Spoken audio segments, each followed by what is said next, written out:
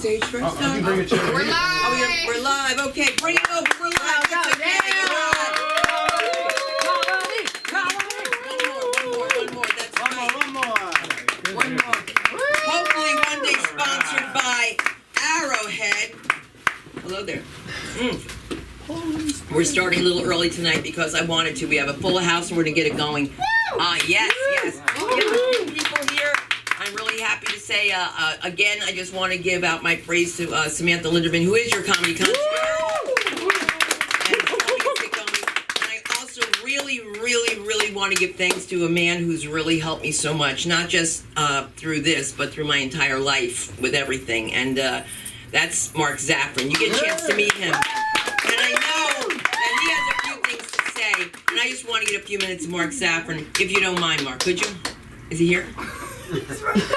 Oh my God! You see, when the lights are out, we're all black. Hey!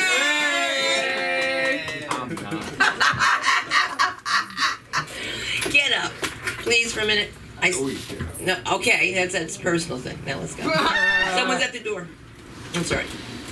Give them a round of applause. Hey! Yeah, you think it's your birthday? Look at him. He's like, wait a minute, I'm not dressed for this. I'm kidding. That's okay. We have a chair. Can you get a chair? Yes. Thank you so much. Mike's like, listen, Susan, we got to take this off the tree. All right. I'm going to make sure we're all... I'm going to surrender the mic to Mr. Mark Zaffron. Let me hear you.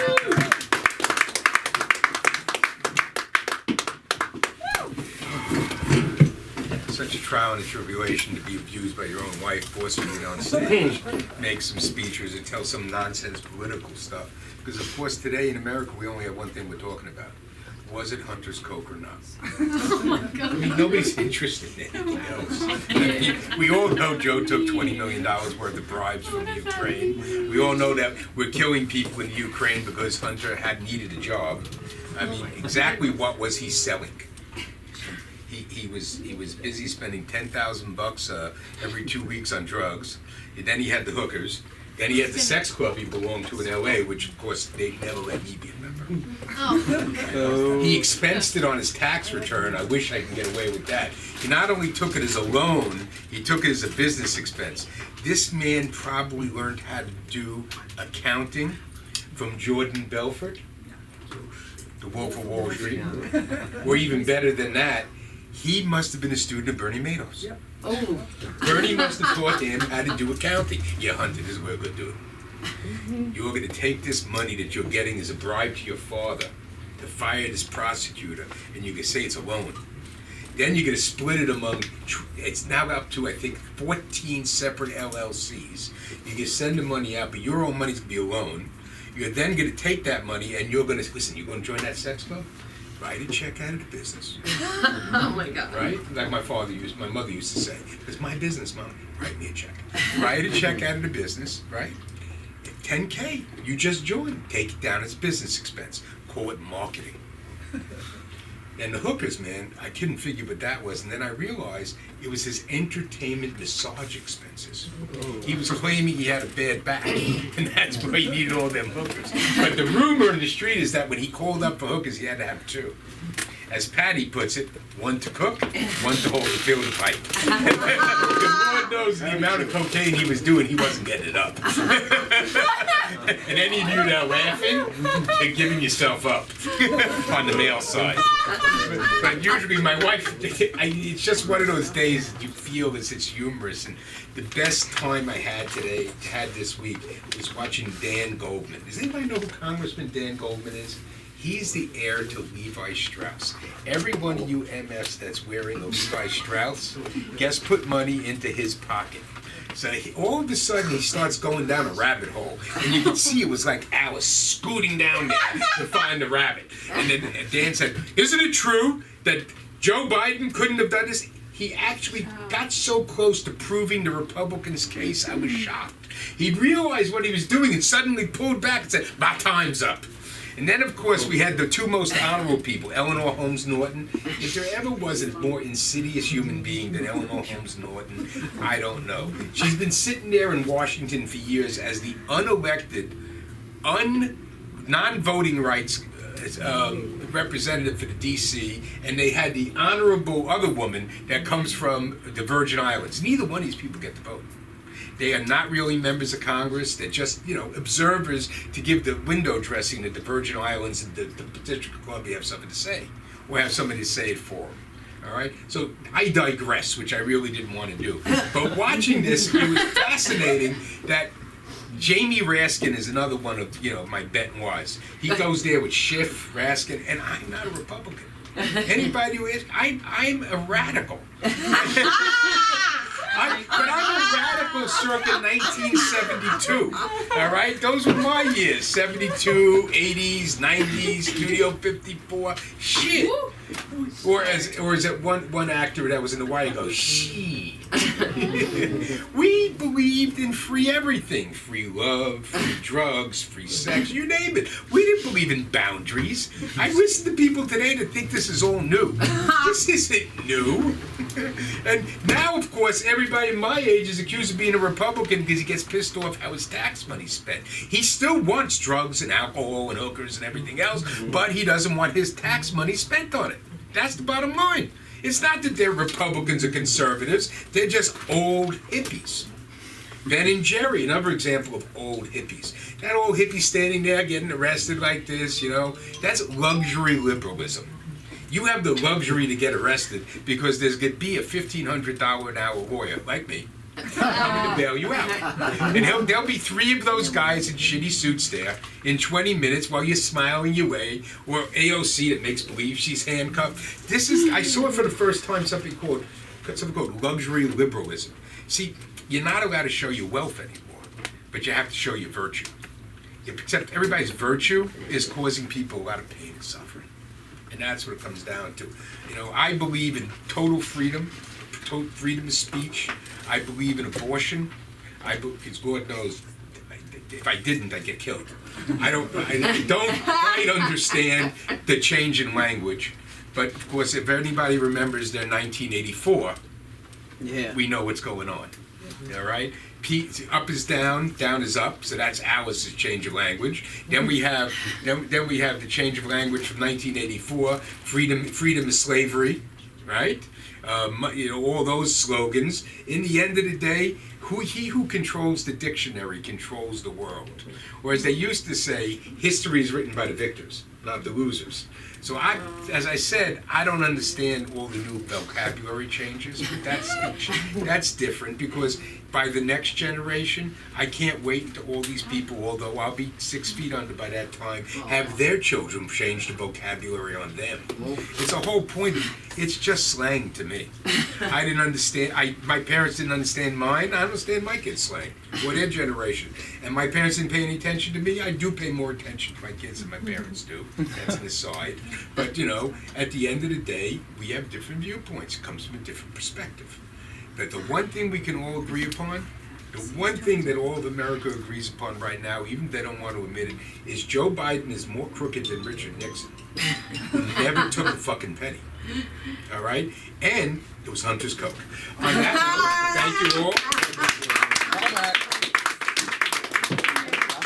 And Hunter's Coke has made us woke. Let's give up for the comedy of the one. Come in, have a seat, have a seat, have a seat. Come in, have a seat. There's a chair right there next to Mark. If you sit next to him, you'll share his political views. And we were just talking about Hunter, and ironically, Hunter is right, and Hunter is white. So let's give it up for the comedy of Hunter White. Hunter White! Hey, it's me! Hello, everybody. You can leave that on the chair. Thank you. Wow. Oh dear. Patty picked up my documents from therapy, so it's gonna go great. How we doing, everybody? Right. Yeah, it was not my cocaine. Just saying. I don't know. What a time. I just turned 30. Thank you, I think. Anyone else here like early 30s just turned 30? Woo! Yeah? How'd you handle it? Fantastic. Fantastic? I thought I would, handle it great, but I'm not sure anymore. I feel like I'm handling it at the end of 13 going on 30, rather than, finding the love of her life. Jennifer Carter was just found wandering the desert for 3 years. So like I don't know if I'm headed towards enlightenment or homelessness. We'll figure it out together, I guess. You know, I also like, yeah, cool. Also, I just gotta say, I love that Mark gets up here and like essentially outlines how to commit tax fraud. Like I feel like you will get me if I like become the next Unabomber. Mark is my guy to call. It's true, and I do put out that vibe sometimes. Where was I going? Oh yeah. So I like. It's weird being like 30 now, but I'm like not going to complain about my 20s because I think it was overall a success. Right? Like I never started a podcast and I never sold T-shirts, so I'm winning. Yeah. Although I wrote that joke and then realized that I did start a podcast, but like I never made merch on it, so I'm still proud of myself. This is going swell. I am sweaty. This is what we're talking about? What are you guys doing? Let's wake up. It's Friday. Yeah, it's Friday. We're here. I'm here. I made it. I'm gonna look at my notes because again, Friday. This is not a surprise, but I'm in therapy. Yes, you are. Hell yeah, I am. DBT. No, I started seeing a new therapist, and isn't that like a really interesting first date when you like see a new therapist? Right? And if you're anything like me, it's like sussing out the vibe, right? Trying to figure out like what type of relationship this is gonna be. Is it more like, hey Eileen, I'm cripplingly socially anxious, or hey Eileen, I've spoken to aliens. What are we doing here? I don't know. I feel people always told me like, oh, you're gonna look back on your life and like assess it when you turn 30, and that's true. I've like looked at like what became like the big things over my life, and I think we can all agree like the internet becoming like a thing is probably the biggest part of my life. And anyone else not a fan of the internet? Me. Yeah. Yeah, because, like, I don't know, people love the internet, and for all it's good, for all the good things it's done, the internet has done more damage to society and to the culture and to my brain than, like, drugs ever did. Right? Like, where's DARE for the internet, right? Because, like, with drugs, the worst it ever did was, like, make cool music and melt my brain when I watched The Matrix. But it came together. But, like, thanks to the World Wide Web, I'm 30 years old and equally nervous about TikTok and fluoride in the water. Right? Like, are they government surveillance programs? Do the Amish have mind control? Is it all making the frogs gay? These are the questions. You're just staring at me very confused with a slight smile, so I don't know if I'm winning or losing you. Winning! Winning? Okay, thank you so much. Also, why are you wearing a Berkshire Hathaway shirt? It's like, I love real estate. Like, what? It's fine, 50 years. That's great. I don't know. I'm in a relationship. Daniel, thank you very much. But, like, I don't know. I feel, like, kind of weird talking about this because, like, I have a lot of, like, sad boy feelings about it. But, like, is anyone, like, in a relationship where they make vastly less money than their partner? Oh, yeah. Yeah. It's, like, a weird thing. A little bit. It's weird, like being like, I don't know, like I don't call her my sugar mama because my mama never bought me shit, right? Like I call her Willy Wonka because she buys all of my takeout constantly. It's wild, and I don't want to be one of these assholes who like takes all the time. Like that's not my vibe. So I do all I can. I cook, I clean, I do the dishes, I take out the trash. I'm Andrew Tate's dream girl up in here, everybody, right? Like I bring her 2 coffees and stay in the kitchen. It's true. I don't know. Also, if you did not get the Andrew Tate joke, congrats. You're a healthy person. I know. We're here. Most of us got it. I don't know. I'm like, this is also like not as sad as it sounds, but I like realize I don't really fit into society. Like it's fine. I'm just like making my own way through the world, right? But I realized this because a couple months ago, I used to work at Vaughn's, like in the grocery, because my life was going great. And there was this named Martin. We love Martin. Asks you a bunch of questions about yourself, cares about you as a person, great. But one day, Martin asked me what I'm into for fun. Now, I didn't know what to say to that. Because I feel like most people are into like movies or politics or sports. I'm just out here falling down rabbit holes about magic and secret societies. And that's not like 10 a.m. conversation at Vaughn's, right? So I don't know what I'm doing. And yeah, I said magic. I got into magic this year, and I don't mean Harry Potter or Rabbit in a Hat. I mean scare your grandmother, maybe I'm going to hell. Magic. Depending on how nice your God is, like that's where I am. And yeah, I kind of believe in crystals now. Shoot me. I believe in crystals like I believe in socialism. Maybe it's just to piss my dad off. I don't know.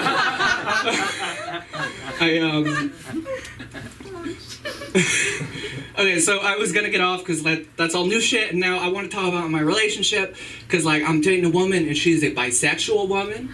Yeah, I don't know why you were like, yeah, boy, you do it. Progress. But like, I don't know, I bring this up because like a lot of dudes get like kind of weird when I mention that she's bisexual, and I didn't really understand why. So I thought about it, and what I realized, ladies, is a lot of dudes are insecure with the idea that the girl has gotten more pussy than them. Now here's the thing, maybe she's hot, I don't care, because I know I don't have the best dick. I fucking forgot this joke. My name is Hunter White. You guys have been fun, you guys are awesome. Keep it going for Sunda and this place. Support LA School of Comedy, it's a wonderful place. Follow me on Instagram. Follow me on Instagram at My Name is Hunter. Thank you so much. Have a great night. Oh my God, that's you now. My name is Hunter. Can you imagine? Oh my God. See the comedy you'll see. Wait till you see the comedy of the one and only Keon Italdi. And I'm saying it wrong. Bring him up here. Come on, Keon. Let's do this. No time for fun. You gotta go. You ready? Boy. You thought you would never do. Boy, just get up here and be pretty. That's all I'm saying. We got a pretty night tonight. We're gonna bring. Oh, you're good looking tonight too. That's nice, right? For real though. Is this your first time here? That is so cool. Is that a record player? Yeah. Oh, I love it. You can tell I'm old. Oh, that's for me. Give it up for Keon.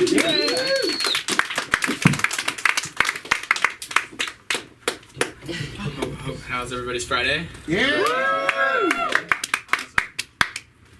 Okay. We got some new material for you guys. Buckle up. We got okay. So if you guys haven't met before, my name is Keon. I'm half Japanese, half Persian. That means that I drive a really nice car.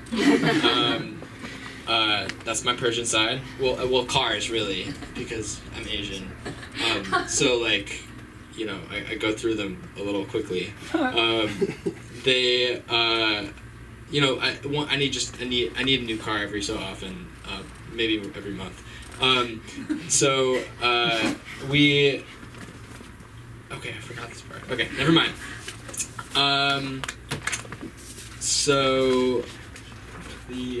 Okay, I'm half Persian, half Japanese, which means I'm like ethnically ambiguous. Like you look at me, I'm like you don't know what you're looking at yet, and but for all intents and purposes for Los Angeles, at least when you're a Karen, I'm like 100% Mexican. Wow. They just look at me and they're like, Mexican, right? Yeah. And it's just confusing. So aside from that, we'll move on to my dating life. So I'm 26 years old right now. Yeah. Right. Not yet 30, but you know we're getting there. Equally terrified. I am. So this is 2017. I'm gonna take you back. And in 2017, I was 20, and I had no game at all. I'd never talked to a girl. Was really nervous, very anxious person. And as an anxious person, like, you know, I just went on with my life. I was a nerd. So I meet a girl just the way that, like, at least I would meet a girl, and that was in summer physics class. It was an optional physics class I chose to do of my own free will. So I meet this girl. I'm like, oh, she's gorgeous. I sit down next to her, and we end up striking up a conversation. Get her number. We end up going on this date, and by date I mean physics study session. So we get on this physics study session. And for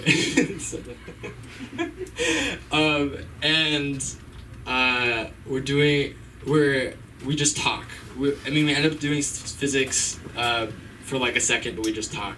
And there she is with a dog, and I'm like, oh, like, you know, such a cute dog. She's like, oh, thanks, it's not mine. I'm like, what? She's like, yeah, I just found it on the street today. And I was like, what?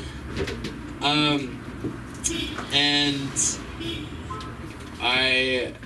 she goes on and she starts to say it, and she's just the sweetest. She finds dogs, and she supports an animal shelter, so like that was her thing. So already, you know, this girl's like, you know, gorgeous in my eyes. I'm like, oh my god, like physics. She likes physics too, amazing. And we just talk about like everything. So like her little lizard, Darwin. We talk about her family, just everything. And you know, date goes well. I'm like, yo, do you want to hang out in some like non-academic way sometime? She's like, sure. So we end up going to we end up doing a beach date. So she pulls up in her old Volkswagen she was actually born in. It was crazy. It was crazy. It was confusing. Born very in confusing. Volkswagen? It was a Volkswagen. It was He like was born in Volkswagen? something like Born that. in? It was a lot. So she pulls up. She pulls up to my place. I'm rocking out. I got my my little what's it called? Yeah, the tank top. I got a tank top. My shorts a little too big for me, and some sporting some Crocs, looking fly. It's great. We get onto the beach. I'm kind of freaking out again, anxiety. So I'm like, oh my god, like what do I say? What do I do? Like what are we gonna talk about? This is just like I'm stressing out. So we get down to the beach and we're like, oh, we're gonna like let's go to the cliffs. That's what she wanted to do.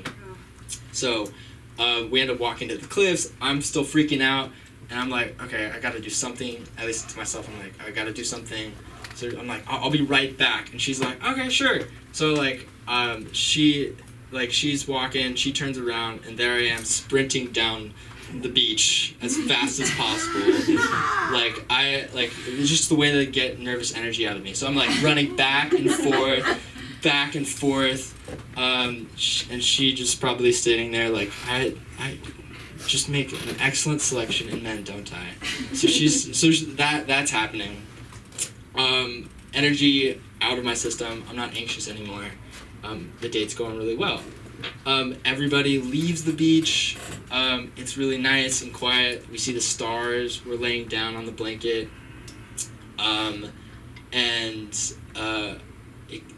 We're talking. It's going great. And then there's just quiet. And like I can feel it. It's kind of like a moment coming. I'm like nervous. I've never done this before. I never kissed anyone in my life as a 20-year-old. I like I lean over to her, and she's just like this. And I'm like, what are you doing? Because I don't understand what's going on. She's like, nothing. I'm like weird. So that's happening. So this is the end of the summer. We decide to chat. We're like sending paragraphs of messages back and forth. This is like throughout the months. Like it's going well. She goes on a tour with her boys. Like she goes to Yosemite with her friends, and like on the thing, like I'm a very, very like, at least at that point I was like just like super like I never said anything. I never like I wasn't the type of the guy to be like, oh, like, you know, can you send me like a sexy picture, or like can you do like, or like can we, I don't know, like can we like do like a fun chat or whatever. And so at that point, like all of her friends were probably like, yo, like there's something wrong with this dude. You gotta send like something. So she sends this picture of like on the trip of like this, like she's wearing like a sports bra and just like taking a selfie, but like, you know, it's like because of her friends that it. And and is that Two. two? Okay, cool. And she texts it to me. I'm like, oh, that's cool. How's the trip going? And like, she just completely confused. Like, I'm trying to ignore it just because I'm like trying to say, just because I'm a nervous guy and I just don't know what to say. So that continues. Eventually, we get to December, and I'm kind of freaking out a little bit. I'm like, oh my god, this is great. And at this, I'm like, it's been going really well. Maybe I want to ask her out right now, 6 months in. Suddenly crosses my mind. And we go to we go for my birthday, we go to this Chinese restaurant. I'm like, my friend there, his name's Chris. He's this like big, not big, but like this Korean dude, yoked, comes to my birthday party. This girl is there too with my family, along with like these little kids, like our little family friend kids. It's like a whole thing. And it's my birthday party, and like I'm paranoid. I'm like, oh, this guy. I'm like, she's gorgeous, and I'm thinking, like, why is she with me? I don't know. It's confusing. And so like I start to come up, and like they're chit-chatting, my friend Chris and this girl, and like I'm getting nervous. I'm like, oh my god, what does this mean? What if they like each other? And like I think like the little kids could could pick up on it. So they're like, yo, Keon, it's Mr. Steele, your girl. Like she's right over there. He's just talking to your girl. What are you doing? And that like. I'm like stressed out for the rest of the night, and like it was just an innocent little thing, but like I like get progressively more paranoid as the summer gets on, and like my friend has a thing for fobs. Have you ever heard of fobs? Fresh off the boat. So only Koreans. So I have like nothing to worry about, but I'm just still paranoid. She's not Korean. And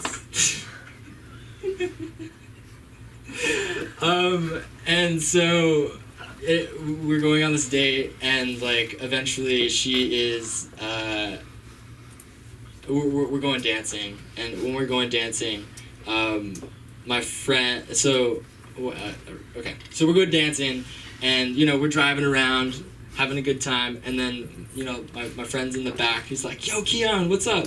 And my friend Chris had just wanted to tag along, so we're like on this like dancing date together. And I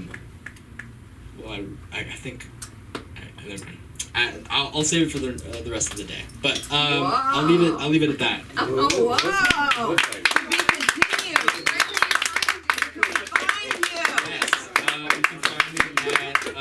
Soroush Etadal. It's gonna be a minute. SORSOUSH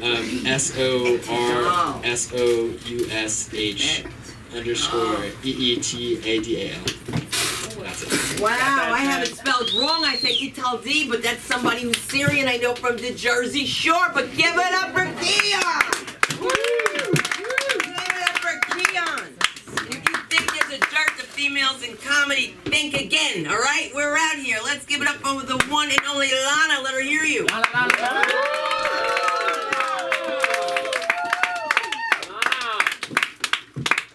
Yeah.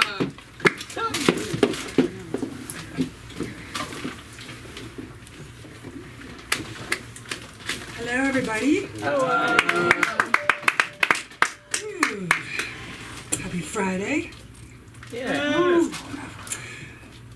Mark, we all know that the cocaine was for Sleepy Joe. Something is needed to wake up our beloved president. And apparently Hunter gave him the solution. So, Hunter spent a lot of time in the Ukraine, doing a lot of interesting business there, and now the Ukraine, which has been at war for a while, is electing not to have elections. No elections, which means that it will no longer really be a democracy, right? It just becomes like a dictatorship, As a Middle Eastern person, I am offended by this because everybody knows that we are the best at dictatorships. We're number one. We're so good at them that we would never accept a comedian like one of us as a dictator. What are we, a joke? This serious business.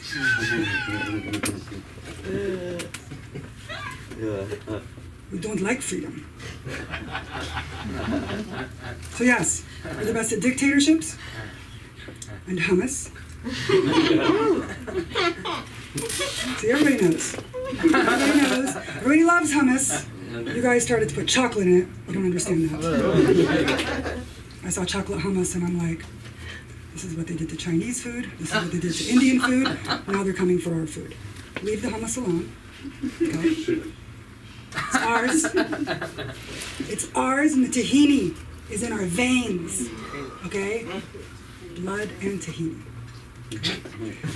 The other thing we do really well in the Middle East, arranged marriages. We're great at that, right? Not the Netflix kind. The kind you guys see, the cute stuff, not that kind of stuff, you know? The real stuff. I knew a guy, Pakistani guy, who told me his parents were taking him to Pakistan for a cousin's wedding. Right? Easy enough. But he gets there and he realizes, shit, this is my wedding. I mean, you've all heard of surprise birthdays, right? We have surprise weddings. It was upgraded from groomsman to groom, just like that, right? And it seems fun. Like I see when Netflix does it, I'm like, oh, this is really cool. Except, you know, when we saw it, wasn't as cool. And there's a lot of other interesting stories that happen in the Middle East. Actually, heard a great one today, thanks to my friend Varun, who is visiting from Mumbai. Give it up for Mo. Give it up for Varun. And Varun was telling me about a gentleman he knew that went to go find work in Dubai. A lot of people go look for work in the Middle East. And he gets a job at an old sheikh's house. And the sheikh has 10 wives. Oh, shit. Because another thing we love, polygamy. But he's old, and he's just no longer able to take care of his wives. Mike knows where this is going. Yeah. So this gentleman learns that his job is to take care of the wives. Oh, shit. Which sounds like the world's greatest job, kind of, right? Like, I don't know how you apply for that, like what's on your resume. But he didn't know that. And they took his passports away. So now, he's basically being raped by 10 women every day.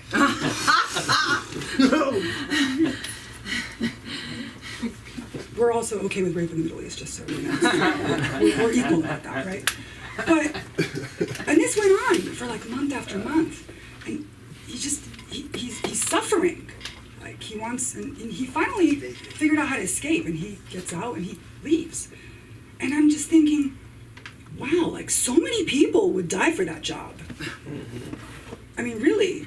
And instead, this guy is like dying to get out. Like, just take me back to India. I don't, these Middle Eastern people are crazy, okay? So, and we are crazy because I did live there. I lived there as a teenager, and I grew up in America where when kids told me they were grounded, they meant that their parents sent them to their room for the weekend and took their Nintendo away, right? But in the Middle East, when you're grounded, it means your parents beat you into the ground and they send you to your room till you're married, right? And, you know, we're very strict about everything. Marriage is very important.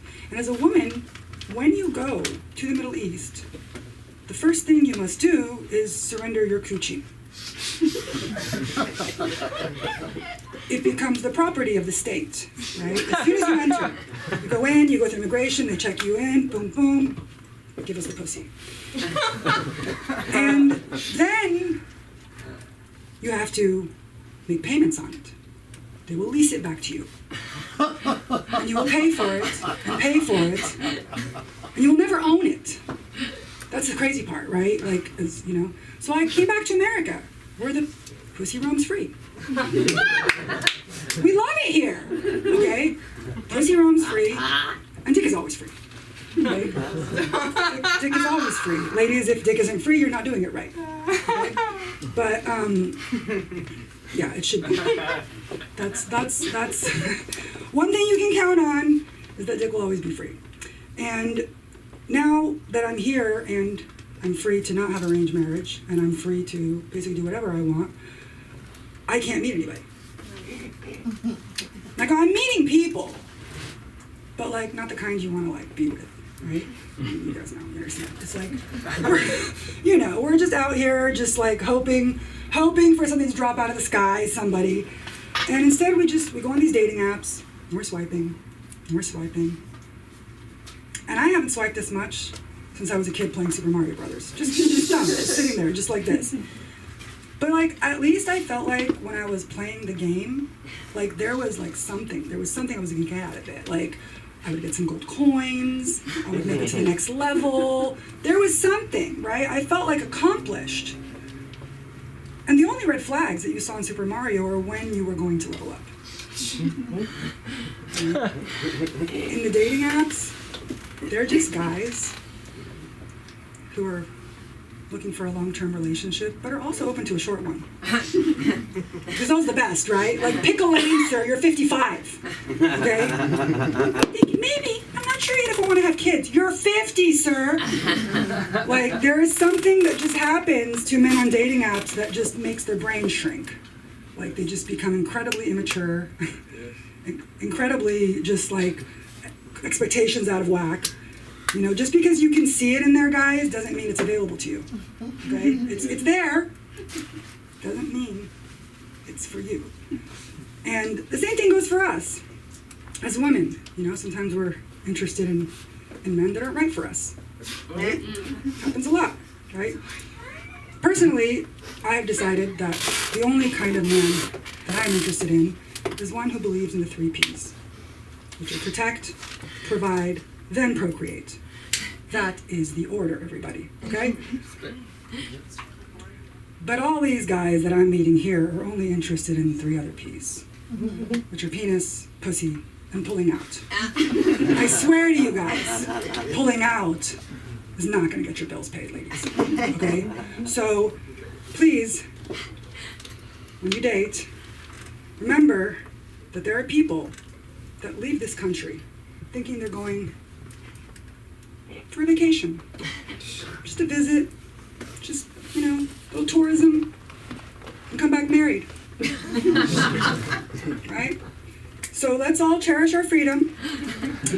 And thank you all. You can find me on Instagram, TikTok, and YouTube at The Lana Sala. And everybody, thank you for Sunda. And for the LA School of Comedy, because this place is like a little haven, so love you. Hey, how's that? That's a 12 drink of water, right? All right. Don't try to run away from us. That's okay. We'll get you next time, guys. We're having a good time so far. And I know I sound like a real bitch, but when people are on stage, what happens is people want a copy of their tape. If you do want a tape, you see how old I am. But if you do want a copy of your reel to reel, if you do want a copy of your footage, you know, you want to have it crisp and clean. So I'm always suggesting if you have to move, if you have to fart, don't fart in here. I know when you guys do it because I went to school with white people. Okay, that's what y'all do. Think it's funny all the time. And my brother, if you want to pay her, you can. It's $10. And I couldn't read. Let me just read your name real quick. What was it again? Jerry what?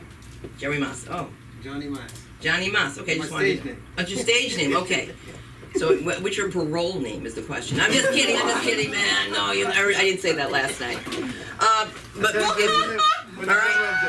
right, but this is a comedy show, isn't it? Yeah. All right, everything, it's okay. I just want to know something. Everybody's ready to get up?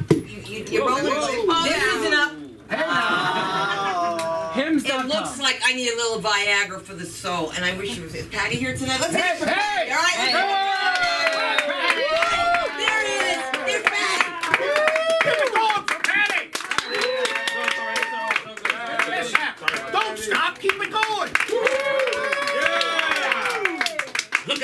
you fucking people. Damn it, you're fucking beautiful. All of it. There's a couple shitbags here, but for the most part, it's a fucking good-looking, beautiful, especially the front row, really good-looking. Really, just beautiful, just beautiful. I don't want to look at you too long. I'm at that age where it can be misinterpreted. Yeah. But Lana, you look like a sexy flower bed. Pussy leasing. Think about that. Pussy leasing. Leasing pussy. Like if you have a 4-year lease, can you turn it in and get a new pussy? No, not at all. That would be interesting. I would try that. I'm Patty. Thank you. Or, as soon as Crooncast refers to me, Hot George Bush. Like that? Keon, give it up for Keon, baby. Am I wrong? Is he hot? That fucking guy's hot, baby. You actually were in a VW with a girl who was born in that VW. Interestingly enough, my first daughter was conceived in a VW. Yeah, and she's a criminal lawyer now. A very activist lawyer. I'm ashamed to have to tell her that she was conceived in that VW to R. Kelly. I could fucking ruin her, is what I'm saying. Ain't nothing wrong with a little bump and grind. Come on with it. That's sexy. I don't care what you say. I know it's a bad thing. It's a bad thing. It's not good. It's not a fucking good thing. And Mark was talking about like coming up at a certain time with like champagne hippies and shit like that, you know. I came up, sexually during what was called the mid-coke pre-AIDS days. Oh, it was fucking glorious! It was actually fucking glorious. Chlamydia didn't exist. Chlamydia was a girl I sat next to in 7th fucking grade. It was not exist. I'm just telling you the truth. And look, it was called the Bush era. Not the Bush administration. That came later. It was the era of Big Beautiful. Bountiful. Yeah! Give it up for the Bush. Come on, baby. Yeah. We love that Bush. Yeah. Now girls, there was not a lot of demands made on the old Bush. The vagina was free to be what it wanted to be. If there's grass on the field, it's game time, baby. You know what I'm saying? What is this fucking obsession with bald pussy? It's fucking borderline pedophilia. You know what I mean? Back then, girls had a winter bush, which was a little wider. And then they had a summer bush. There was a bikini line. So when you put on your bikini, it didn't look like a fucking hipster with a beard and a mask. Every which way.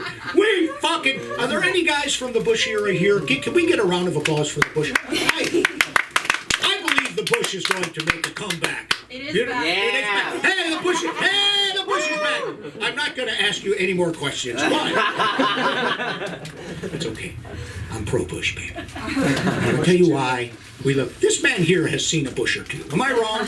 The man has seen a bush or two. And let me share something with you. We loved that bush. Do you know why?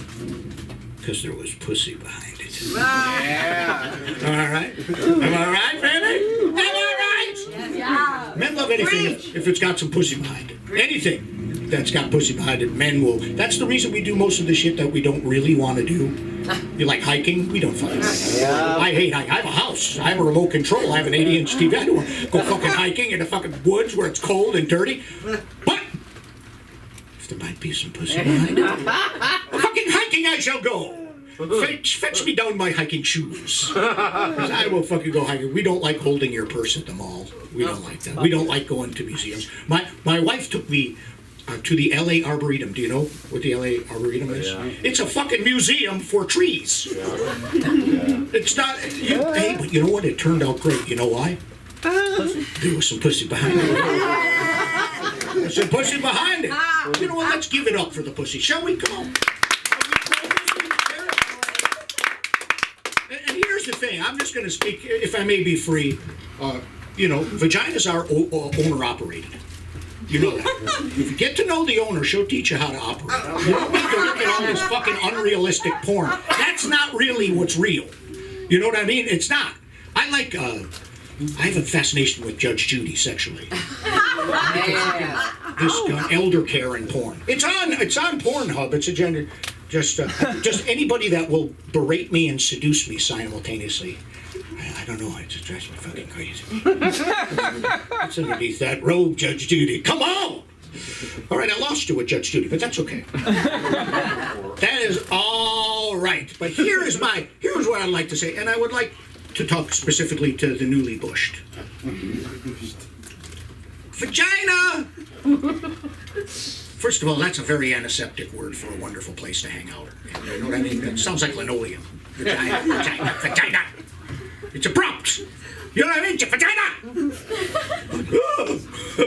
But here's the deal. Vagina is in a strange place these days. Politically. It's in the same place it's always been. Don't get me wrong.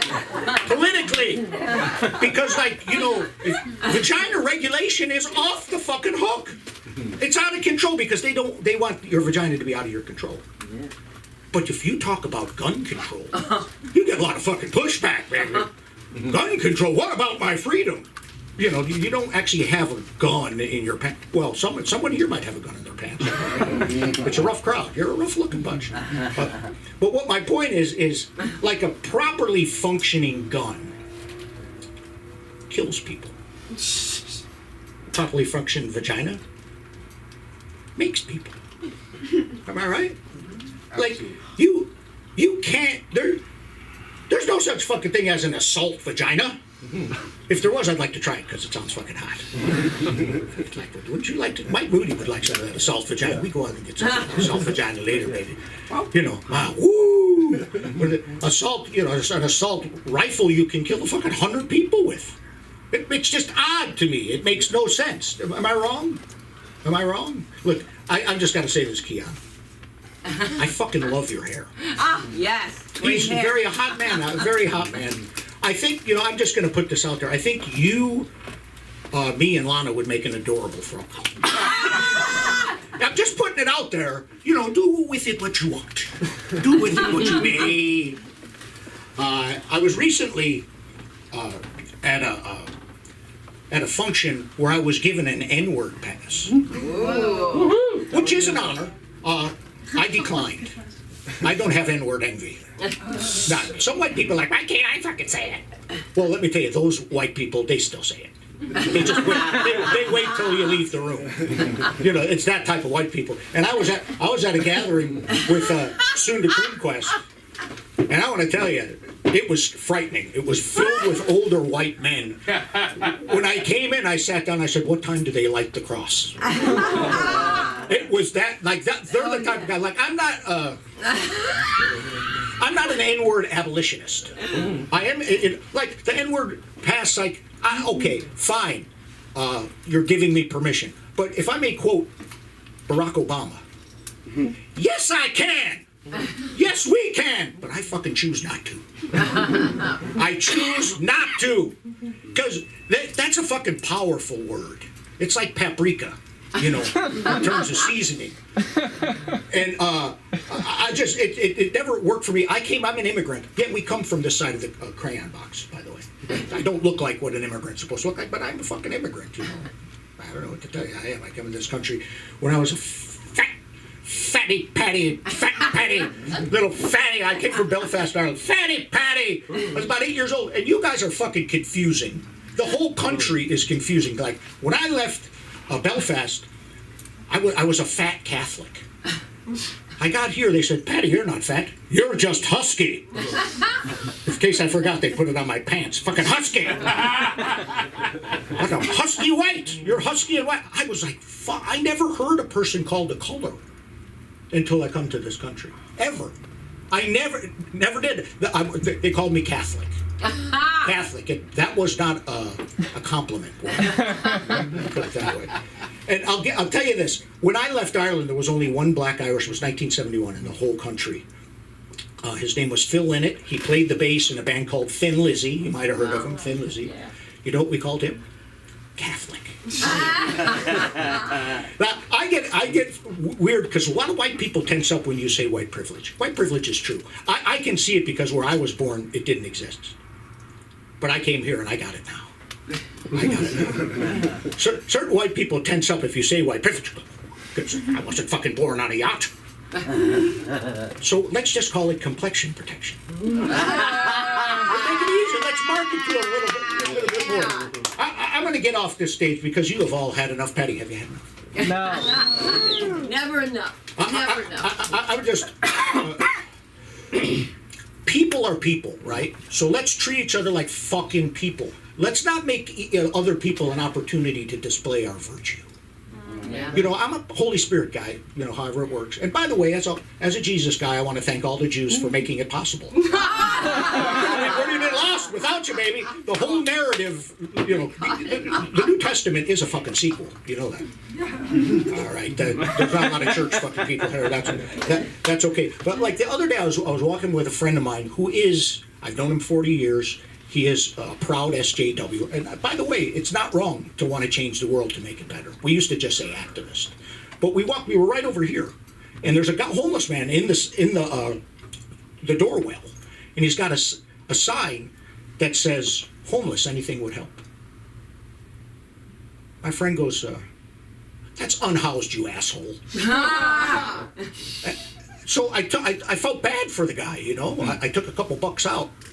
And I give it to him, and my friend goes, he's just going to spend that on drugs and alcohol. I said, that's what I was going to spend. Listen, I'm Patty. I can be found dwelling by the blood pressure machine at CVS. Or you can get me at Patty for Comedy. PADDYFORCOMEDY. Now give it up for Sonia Kunquist. Come on.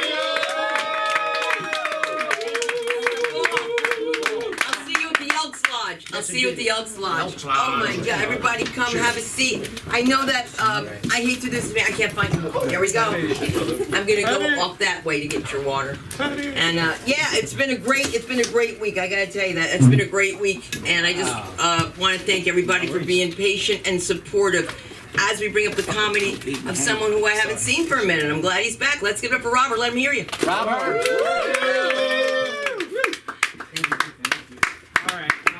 I remember this is 10 minutes, and Up to. the first, okay, thank you, oh my God. Yeah, I might quit early, but that's what I'm trying to say. I don't have 10-minute material, so we're gonna, do a little freelance today. Woo! I am a Christian, just like Patty says, and I just started going to this new LA church. It's they mean it, you know, people go to church and they're like, all right, let me go to church, but these people mean it. These people read the morning revival every day. They make you go up, and I just kind of want to try to liven the room up real quick. I want you guys to say, if you guys are okay with it, amen, and then I'm just gonna scream something in the microphone just to wake you guys up. Hallelujah! Everybody here at the LA House of Comedy. Amen. Amen.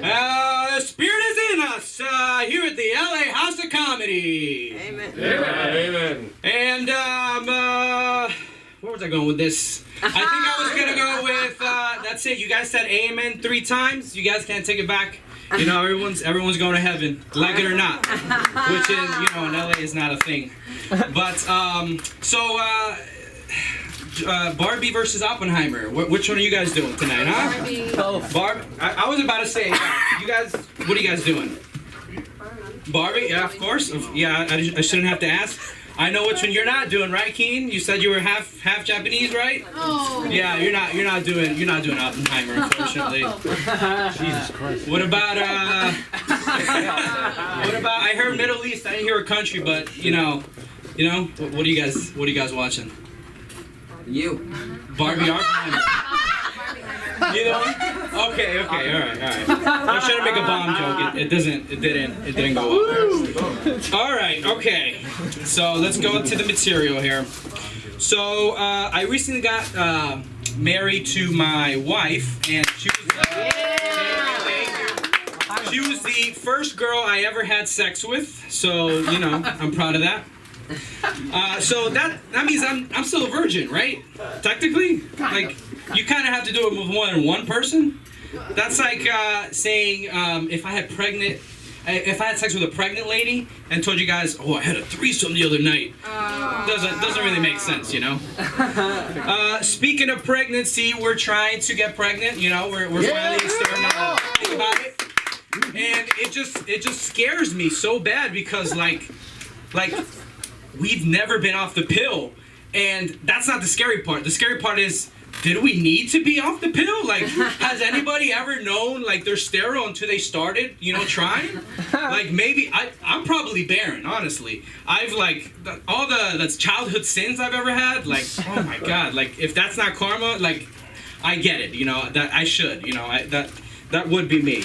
Moving on. Okay. I'm from Florida. And, no, don't clap for that. That's horrible. Yeah. Florida man. I'm a Florida man.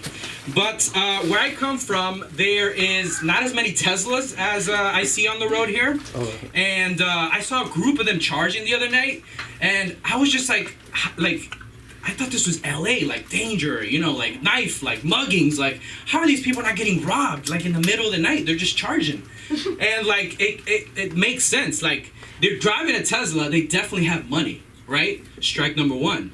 They're driving a Tesla, they're definitely liberal. They don't have a gun, they can't defend themselves. That's strike number two. And they're putting the cars in the cars in charging, they can't get out of the car and zoom off, That's strike number three. We should, if I ever lose my job, that's the first thing I'm doing. I'm gonna rob a Tesla driver.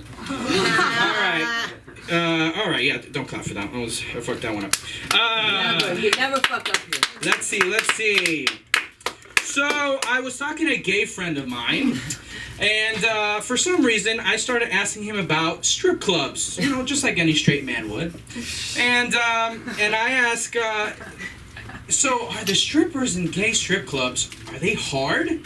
And he was like no. And I was like, it just blew my mind. Like, how could they not be hard? That's like the whole reason I would think people would go there, right?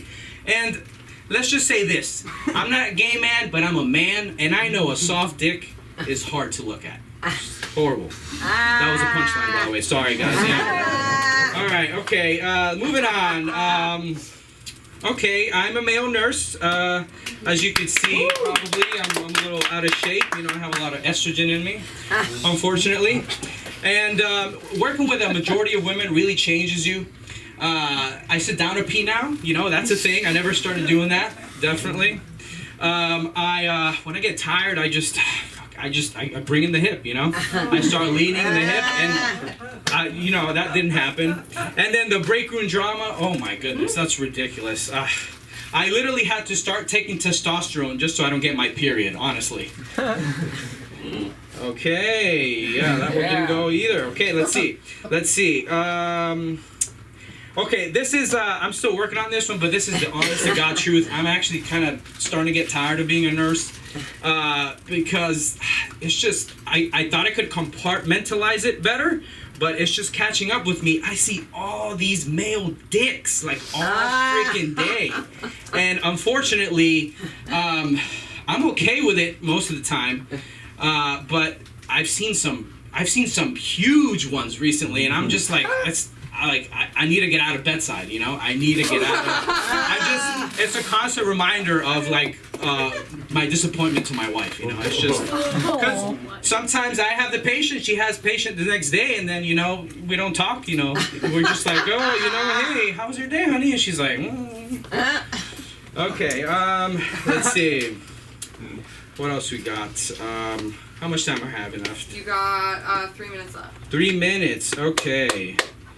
Let's do the homeless joke. It's not really a joke.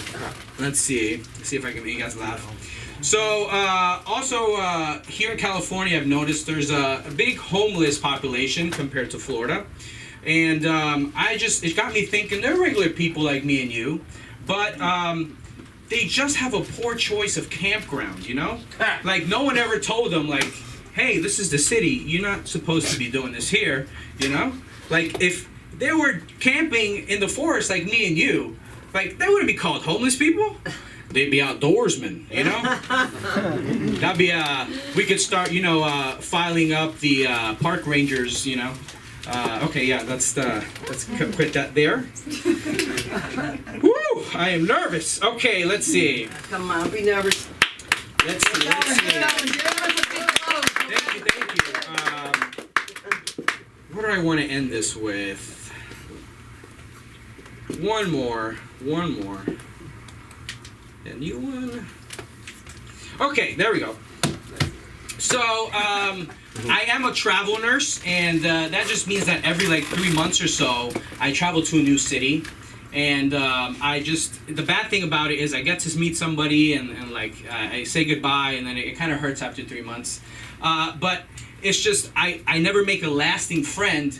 And the other day, me and my wife went out with her, like a long past friend that she's had since childhood.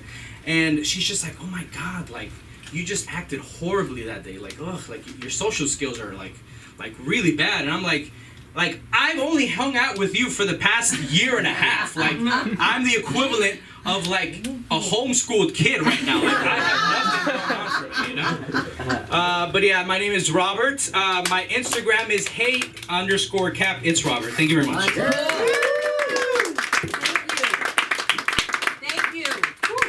Don't worry, keep his balls cold and she'll be pregnant. You cannot wear tight underwear. I'm just telling you that. And that's okay. But we're going to have the comedy of the one and only Mr. McRae is here. Where are you?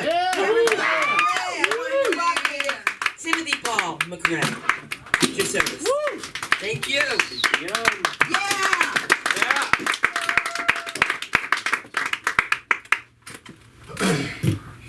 Man, the last time I got applause like that, the judge sentenced me to 4 years.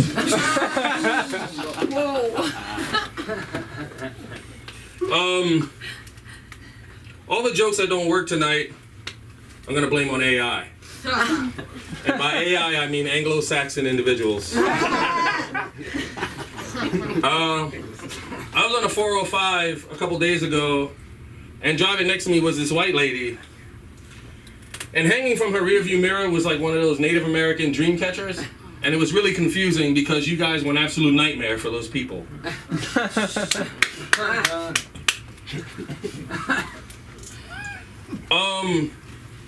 Father's Day just recently passed, last month. Father's Day is a tough time for me. My dad was never around. He, the only thing I ever learned from my father was how to lie to women and children. That's the only thing he ever taught me. Like, you ever despise somebody so much that you hope that they die by way of hate crime? You know what I'm saying? Like, if I could be a noose around this guy's neck, it'd be the only time we ever hung out. You know what I'm saying? Like, hashtag BLM, like, beat him a little more, you know what I mean? Thank you, appreciate you. Anybody ever see that show, Law and Order SVU? Yeah. Shouldn't they change the name to Everybody Loves Raping? Like, that's the only that's the only thing that happens on that show. You ever notice that? Like, it's like 24 seasons, right? And you watch it because you're expecting people to get victimized in a different way. You know what I'm saying? But it's always just the same. It's always the same shit. It's just women just getting ran up in. You know what I'm saying? Yeah. I don't know. Shout out to rape victims. So. Oh, God. Thank you. Shout out.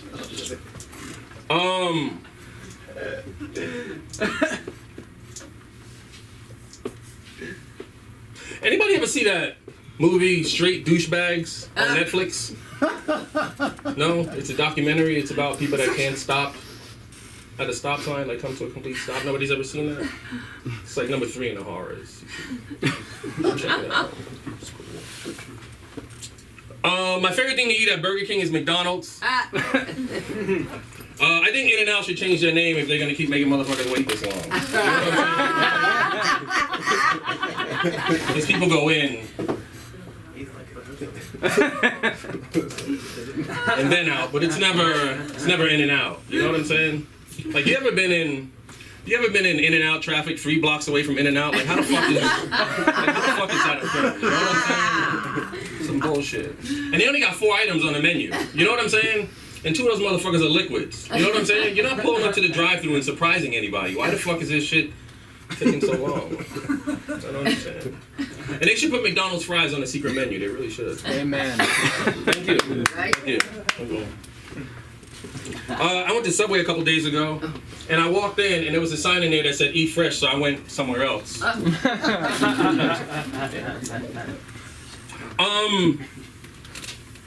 ran away from home at 12, and I got back at 2:38. Thank you. Thank you. Appreciate you. You guys like impressions? Yeah. Yes. My mother's got a bite mark on her forehead. Let that shit sink in. It's fucking hot outside, ain't it? I lost 3 pounds last weekend. I live out in the valley and shit. Yeah, I mean, normally it would be a good thing, but now I can't get any more fronted to me until I pay those 3 pounds back. You know what I'm saying? So it's a weed joke. It works a lot better in dispensaries. It's crazy. I spent 3 days in a hotel and I came to the realization that Gideon's, they make the best rolling paper. Did you know that? You know that Gideon's What did they do? Seriously. I know, right? Tell me about it. I was sitting in the room, right, and I was rolling a joint and shit, and my homie walked in and he was like, dude, is this the last of the blunt wraps? I was like, nah, this is Corinthians, dog.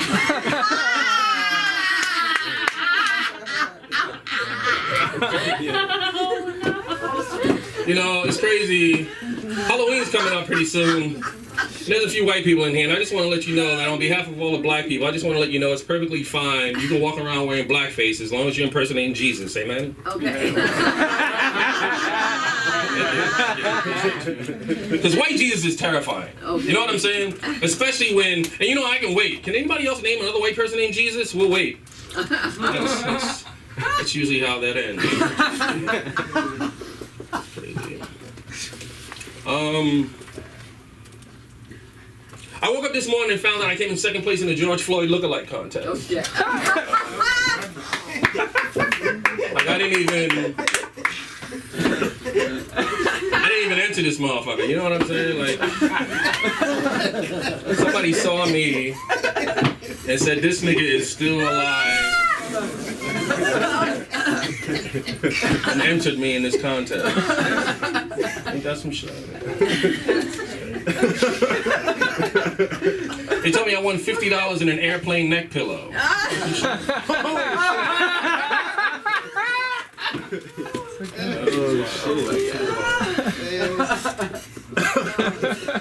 And some DVDs and shit.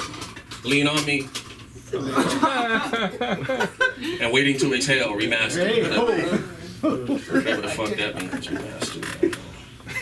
I don't know, it's kind of crazy. I feel like I can get a job working like as a George Floyd lookalike, like at Universal Studios, you know what I'm saying? Like I could walk around with like a silicone knee on my neck and shit. Or maybe I could lay on the ground like next to 11 and shit and be part of like the Even Stranger Things, you know what I'm saying? Like during Halloween Horror Nights. I don't know, it's just a thought, man.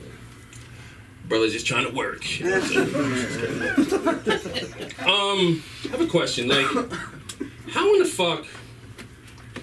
fuck does a ship sink over 110 years ago and come back and kill some more white people? How the fuck? Right? Like the Titanic strikes again. You know what I'm saying? Like, how the fuck? I don't even under. You know what I'm saying?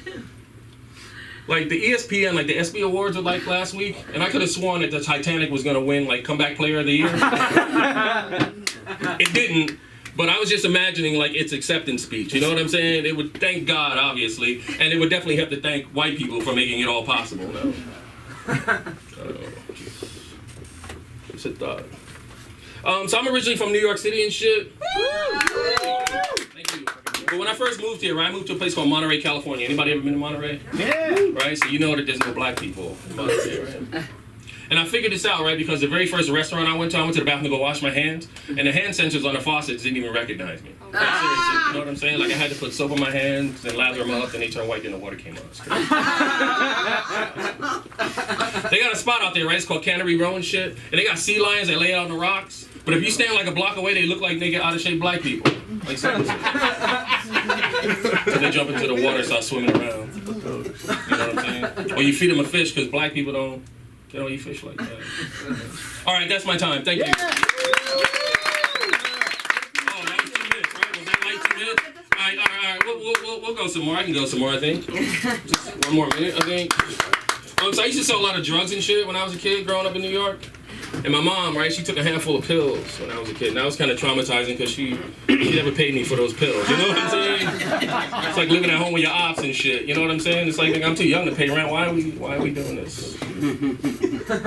Anybody got any kids out there? I got a 23-year-old at home. We just broke up, but she still lives there. It's crazy. Yeah, I know. Yeah. Somebody, you know, I can't live my best life without a roommate. TikTok, you know what I'm saying? What are you gonna do?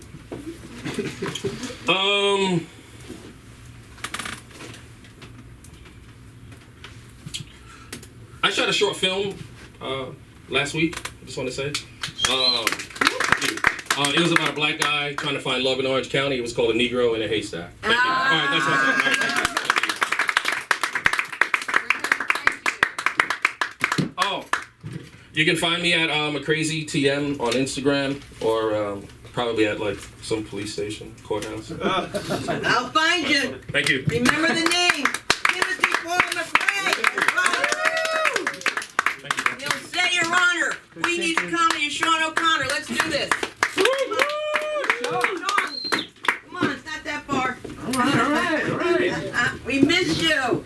Here for Sean. The lightest stool I've ever. Yes, I have been working out.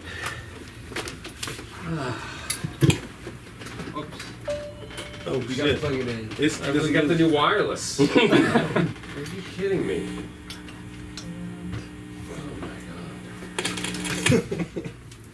Hi. Hey. Hi. Failures. Remember the good old, I wanted to say, I was at Carl's Jr. the other day, and that's like, my first thought was, Carl Sr. must be so fucking disappointed in his boy, you know? That place is awful. Remember the good old days when child abuse was socially acceptable? Huh? Yes. I don't know, a lot of you guys, I mean, a lot of younger people in the room. I mean, I grew up in the 60s and 70s, you know, and, you know, no seatbelts required, no child seats, right? None of that. I remember riding in the back seat of Dad's Delta 88 with my 3 sisters and Dad's chain-smoking Cool Menthols. He's white guy. His chain-smoking Cool Menthols and my mom smoking Winston's, the windows rolled up. And we just, you know, we'd arrive at our destination smelling like human ashtrays. But, you know, you just bask. I didn't smell it at the time. Like, we must have just reeked, right? But like, so many people smoked. It's like, why? My sister's like, why do I have asthma? You know? It's like just crack, you know, like smoking while pregnant. You know, my mother smoked while pregnant, or drinking while pregnant. Now you go to a bar now and they've got those signs. It's like, consuming alcohol while pregnant could cause birth defects, etc. Which I completely support. But really, I think, like, women are pretty intelligent. I think they got that memo. I think that sign should be really directed at men. Like, drinking alcohol impairs your decision making, and you're gonna get fucking somebody pregnant if you have another drink. Like, stop it. No one to stop. People used to hit their kids. I mean, like, maybe some people still do, but like, it was a very socially acceptable thing to do. I mean, even teachers and nuns could hit. They didn't even hit their own kids. They could hit other people's kids. That was okay. My dad, he graduated from "I'll give you something to cry about" school, and my mom attended the College of "Don't make me stop this car." My dad was a belt or back of the hand guy, you know, depending on how close you were to him or how motivated he was to take his belt off, and mostly hit me with it. I don't think he took it out of my sisters that much. Well, he eventually got so lazy. I remember one day he took his belt off and he just threw it down the stairs. And he's like, "Come on!" And he's like, just, the belt. I mean, it hit me right in the head. That was, you know, just like came at me like a snake. I thought, thank fucking God we didn't live in Texas, you know. Big belt buckle joke. Think about impressions. Yeah, Dad, belt in the back of his hand. My mom, she was a wooden spoon Oh. Yeah. You know, those were her weapons of choice, with either a wooden spoon or a paddle. And there was, I don't know, there was a point at which she probably ran out of wooden spoons. There were several broken on my ass. And she went to the paddle. And that just makes me think about this. I know where wooden spoons come from. You buy them in the kitchen supply store, wherever, right? Where do the paddles come from? Right?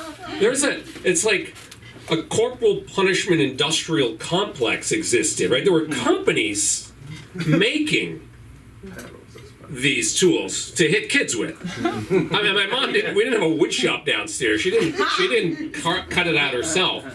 Like, did you go to like a department store? Excuse me, I'm looking for the child abuse section. Like, oh, that's aisle 3. You'll find the paddles right next to the I don't know, the cayenne spiced soap. Not enough attention has been given to Big Spank, the corporate, those companies, right? There wasn't just one. I mean, there was some industry. There had to be. It had to have been. There were probably trade shows, right? Like men at hotel bars, because it's always salesmen. Like, hey, how you doing? Good to see you. Who do you? I work for Spank Incorporated. Oh, no kidding. Yeah, I've heard of them. You guys make some good paddles. He's like, yeah, our #1 seller, the B2 915, 100% birch wood. The moms, they love the weight to strength ratio. You know, easy on the wrist, stiff enough to hurt, but not so hard that it'll leave a mark. You know, won't break the skin. Top seller out there. Oh, Big Spank.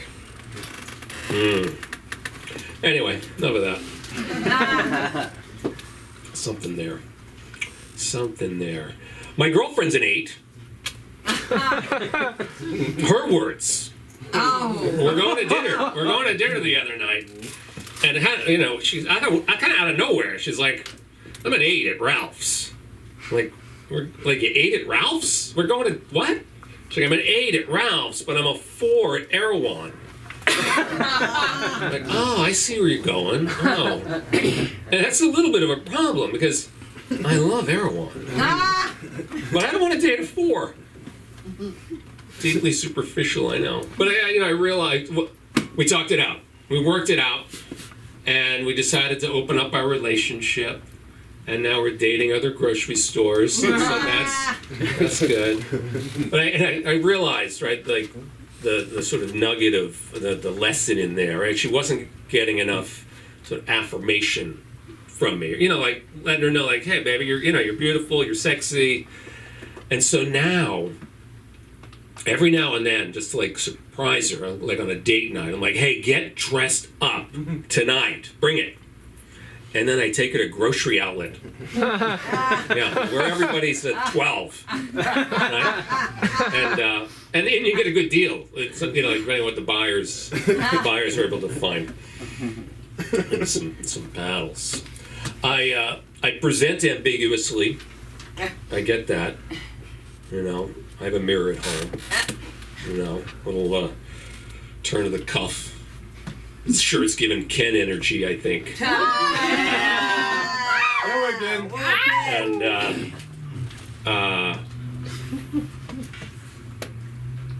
it was new people, like new friends too. They want to set me up on a date or something. They're like, dude, are you 48 or 58? To which I say, I have been both of those things. Thank you very much. It is kind of ridiculous, though, with people judging your sexuality or your sexual preference based on what you wear. Speaking of deeply superficial, And although clothes have meaning, obviously, right? You see some guy wearing a police officer's uniform, you're going to assume he's a cop. Like, that's for a reason, unless he's hanging out with an Indian and a cowboy and a biker, in front of a YMCA, in which case he's definitely gay. He might be a cop, but he's a gay cop. I'm Sean O'Connor, and that's enough out of me. You can find me at Ralph's. No, you can find me at the real Sean O'Connor on Insta. The fake one is gone. He's gone! He's gone! He's gone! Let me up again! So we can hear the comedy of Eden. Where are you, Eden? Eden! Sing us the song now, Banana Man. Hello.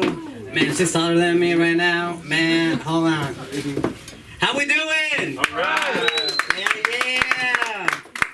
Alright. I'm your Mexican for tonight. Hola. How are you?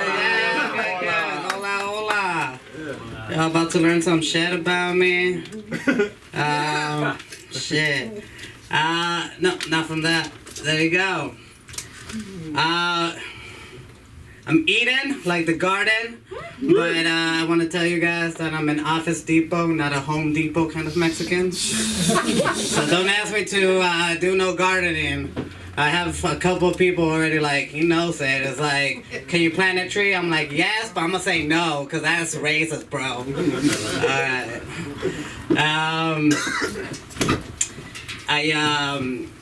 I want to get married. Yeah! Sign the papers. So if anybody got a cousin they don't like, oh, that lady, you know what's up? Shit, hit me up.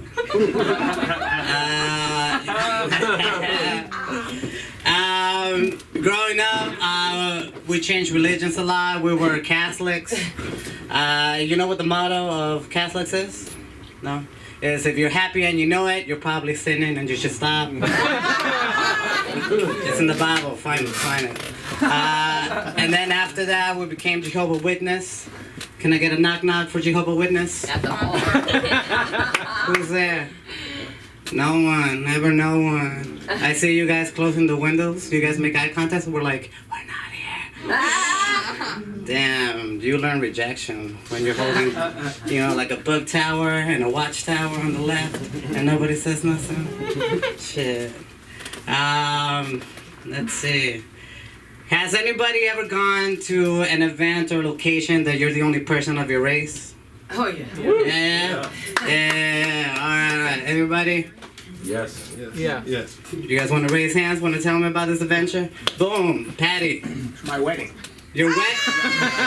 Just Only Filipinos. All Filipinos. His wedding, all Filipinos. All right. Malaki. That's one word I know in Tagalog. I went to a Scottish festival. So as you can imagine, I'm very Scottish. And now nothing but a pale white screen, just they're shining every moment, just right there. But at the Scottish festival, there was Scottish beer, there was meat pies, and then there were tacos. And I'm like, we made it! Fuck yeah, we're everywhere. Fucking immigrants, you know? Fuck. It's alright, I can say it because I'm an immigrant. Alright, remember, you got a cousin. At this point, fuck it, bisexual. Let's go. Give it up for Buzz. Yeah, there you go. Can we play a guessing game? Yeah. Can we play a guessing game? Yeah. I like you guys, so I trust you. You guys are a nice audience. You won't cheat on me with another comedian, right? Nah. This game is called Who Told Me That? 3 rounds, no prizes, but everybody's gonna feel like a winner. Round 1, you have a very punchable face. Who told me that? My mother, yes, my mother. And then I blew out the candles. You only turned 11 once, you know? Second round, what? Don't you have a job? Who told me that? Your mother. A homeless man, yes! I had like my boss after they fired me. He didn't care. Shit. All right, last round. Are you sure you're not gay? Who told me that? Everyone that I ever meet. Yes. I say I'm not. They say we'll see. Goddamn shit. Support me, Ken. Yeah, right? There you go. I used to be vegan. And then I broke up with her. That's what we do. She ended up applying for NASA. Jeez. I know, I said, I'm gonna give you the world, girl. And she said, I'm out of here. And that fucked. Shit.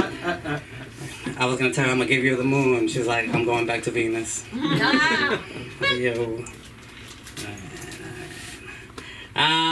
Being half Mexican and half Mexican means you're vertically challenged. If you don't know what that means, it means I love tall women. Yes, I do. Tall women say, I want to keep you in my pocket. I say, I'm fine. I got some rock climbing gear. Let's go. Okay. That's right, girl. Shoot. Wear them heels. I don't care, you know. I look up to you. Let's see. When you guys fuck, can we talk about fuck? Is this okay? That's how we got here. Yeah, we're good. We're good. I don't want to offend nobody. We're gonna talk about some fucking. All right. Okay. All right. When you fuck someone of the other race, do you feel like you're representing your race? Like, let's say I'm your.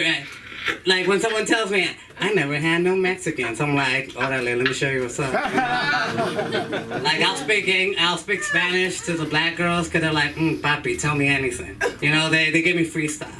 But with the white girls, they start like putting requests like I'm a DJ. And I'm like, they're like, como se dice, I love you. And I'm like, te quiero.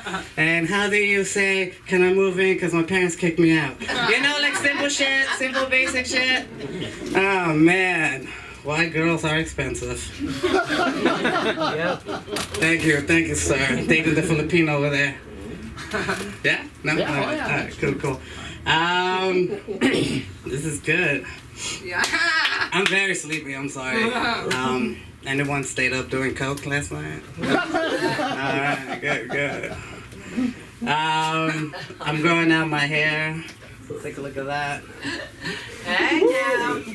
Okay. I'm tired of people thinking I'm Eric Estrada's cousin and shit. I love how that separates the room. I know how old you guys are now. According to like Eric Estrada, what the fuck? Alright, good. Let's see what else I got for you guys tonight. Let's give it up for the location. Thank you. Yeah. Thank you. Again, great location I got here by someone else's car, so. Alright. Nope, I already did the race thing. Let's see. I'm starting to feel like the Jeffersons because I moved from Compton to Silver Lake. So I'm moving on now. You know what I'm saying? Thank you. When they were showing me the place, they're like, we have an open living room. Here's the open kitchen. We have a bathroom. It has a bidet. I'm so ignorant. I'm just like, bidet? I can wash my hair with that shit. If you don't know what a bidet is, it turns your American toilet into a Japanese toilet. Every time I wake up, I'm like, konnichiwa, I'm ready for my bowel movements, you know what I'm saying? Hell yeah. It has like 3 settings, like low, medium, and fire hydrant. We're gonna get the upgrade. It's gonna have a little kiss at the end, so it's gonna... It's gonna be amazing, dog. Good. Something about bartending in the world. Alright. I paid for 10 minutes, so y'all are still gonna listen to me, I tell you that much. 2 minutes, she says. No, we ain't. Calm your ass down, sir. Do you guys know an immigrant who doesn't speak their native language? Do you know what that's called? Colonization. Yes. Thank you. Give it up for white folks. Thank you.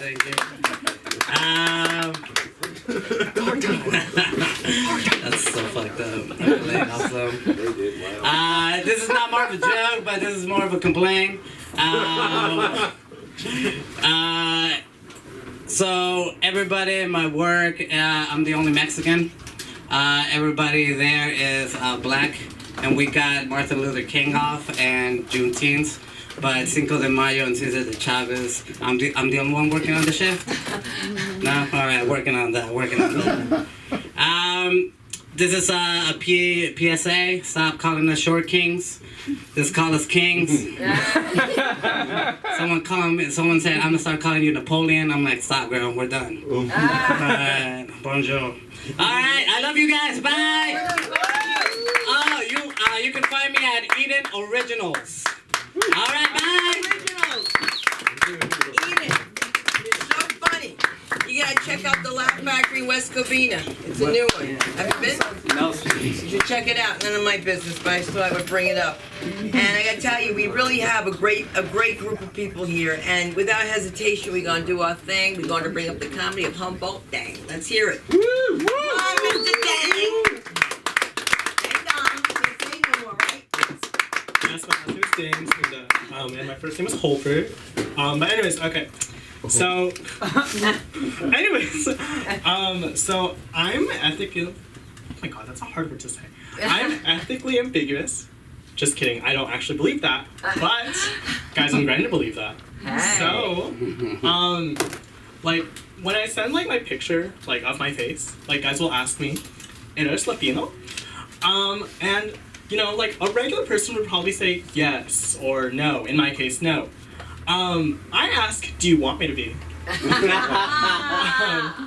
And usually they say yes.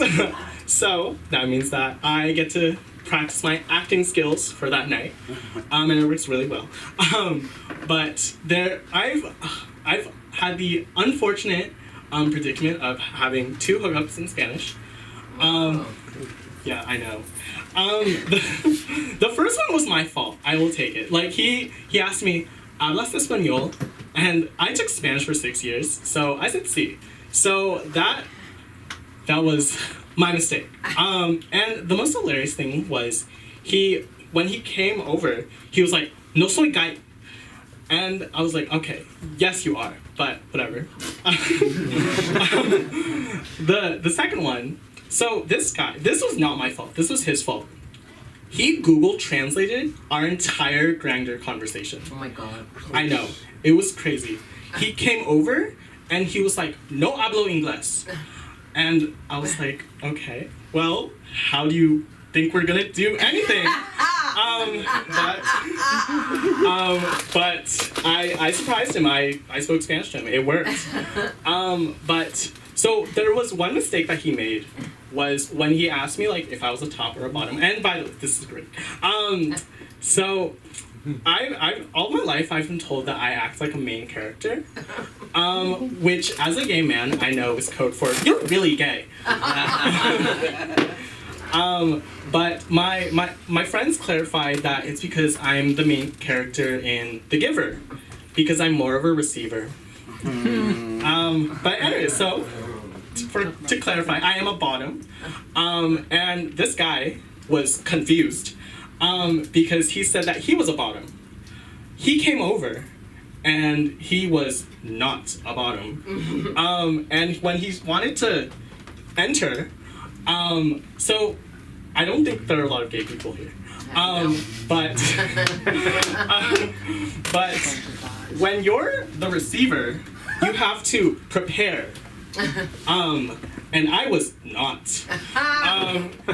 So yeah. So when he tried, I told him no, and that was fine. But so yeah. So I'm Vietnamese, by the way. And I don't know much about the history of my country. All my life I've been also, in addition to being a main character, I've also been told that I'm a banana. You know, yellow on the outside, white guys on the inside. They were the exception, not the rule. But so I don't know much about the history of Vietnam. But to my knowledge, my mom also escaped an arranged marriage. And so the way she tells it is these 2 men came over to her family's house and are like, "We want to marry you." And also my mom also has a sister, my aunt, who we love very much so. But so the way my mom tells it is these men were ugly. And also the way my mom tells it is she says, "And I'm beautiful." which is true. So being the confident queen that my mom is, she talks to her parents, my grandparents, and says, these men are ugly and I'm beautiful, so I don't need to marry them. And because apparently she is beautiful, she is, she really is. My grandparents are like, okay, fine, you're beautiful, you don't need to marry these men. So again, my mom has a sister, my aunt, who we love very much so. She also goes to my grandparents, their parents, and she also says, I'm also beautiful, I don't need to marry these men. So obviously, like, my mom hadn't met my dad at this point yet, but the way I imagine this story is my mom looks at my aunt like that, the way I just did that, and I imagine also my mom's, like, my grandparents also look at her like that. Yeah, so this is the story of how my aunt met my uncle. Just kidding, you guys. They're both very attractive people, I've been told. But yeah, so context matters. So my roommate, so last summer was like 60 degrees, I've been told. I forgot.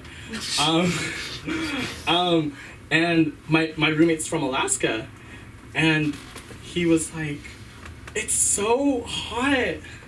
Brian, it's 60 degrees. Are you sweating? No. Then give it up. But okay, so my housemate, he identifies as mixed. He's half Italian, half white. I identify him as fully stupid. My God, that worked better this time. So Italians. So gay guys, like, they're a lot like Italians. I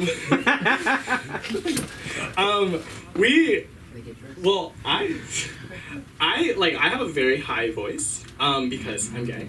I sound like Asian Mario, and I say Asian Mario because we all know Mario's gay, right? Okay, Mario and Luigi are definitely gay lovers. I know,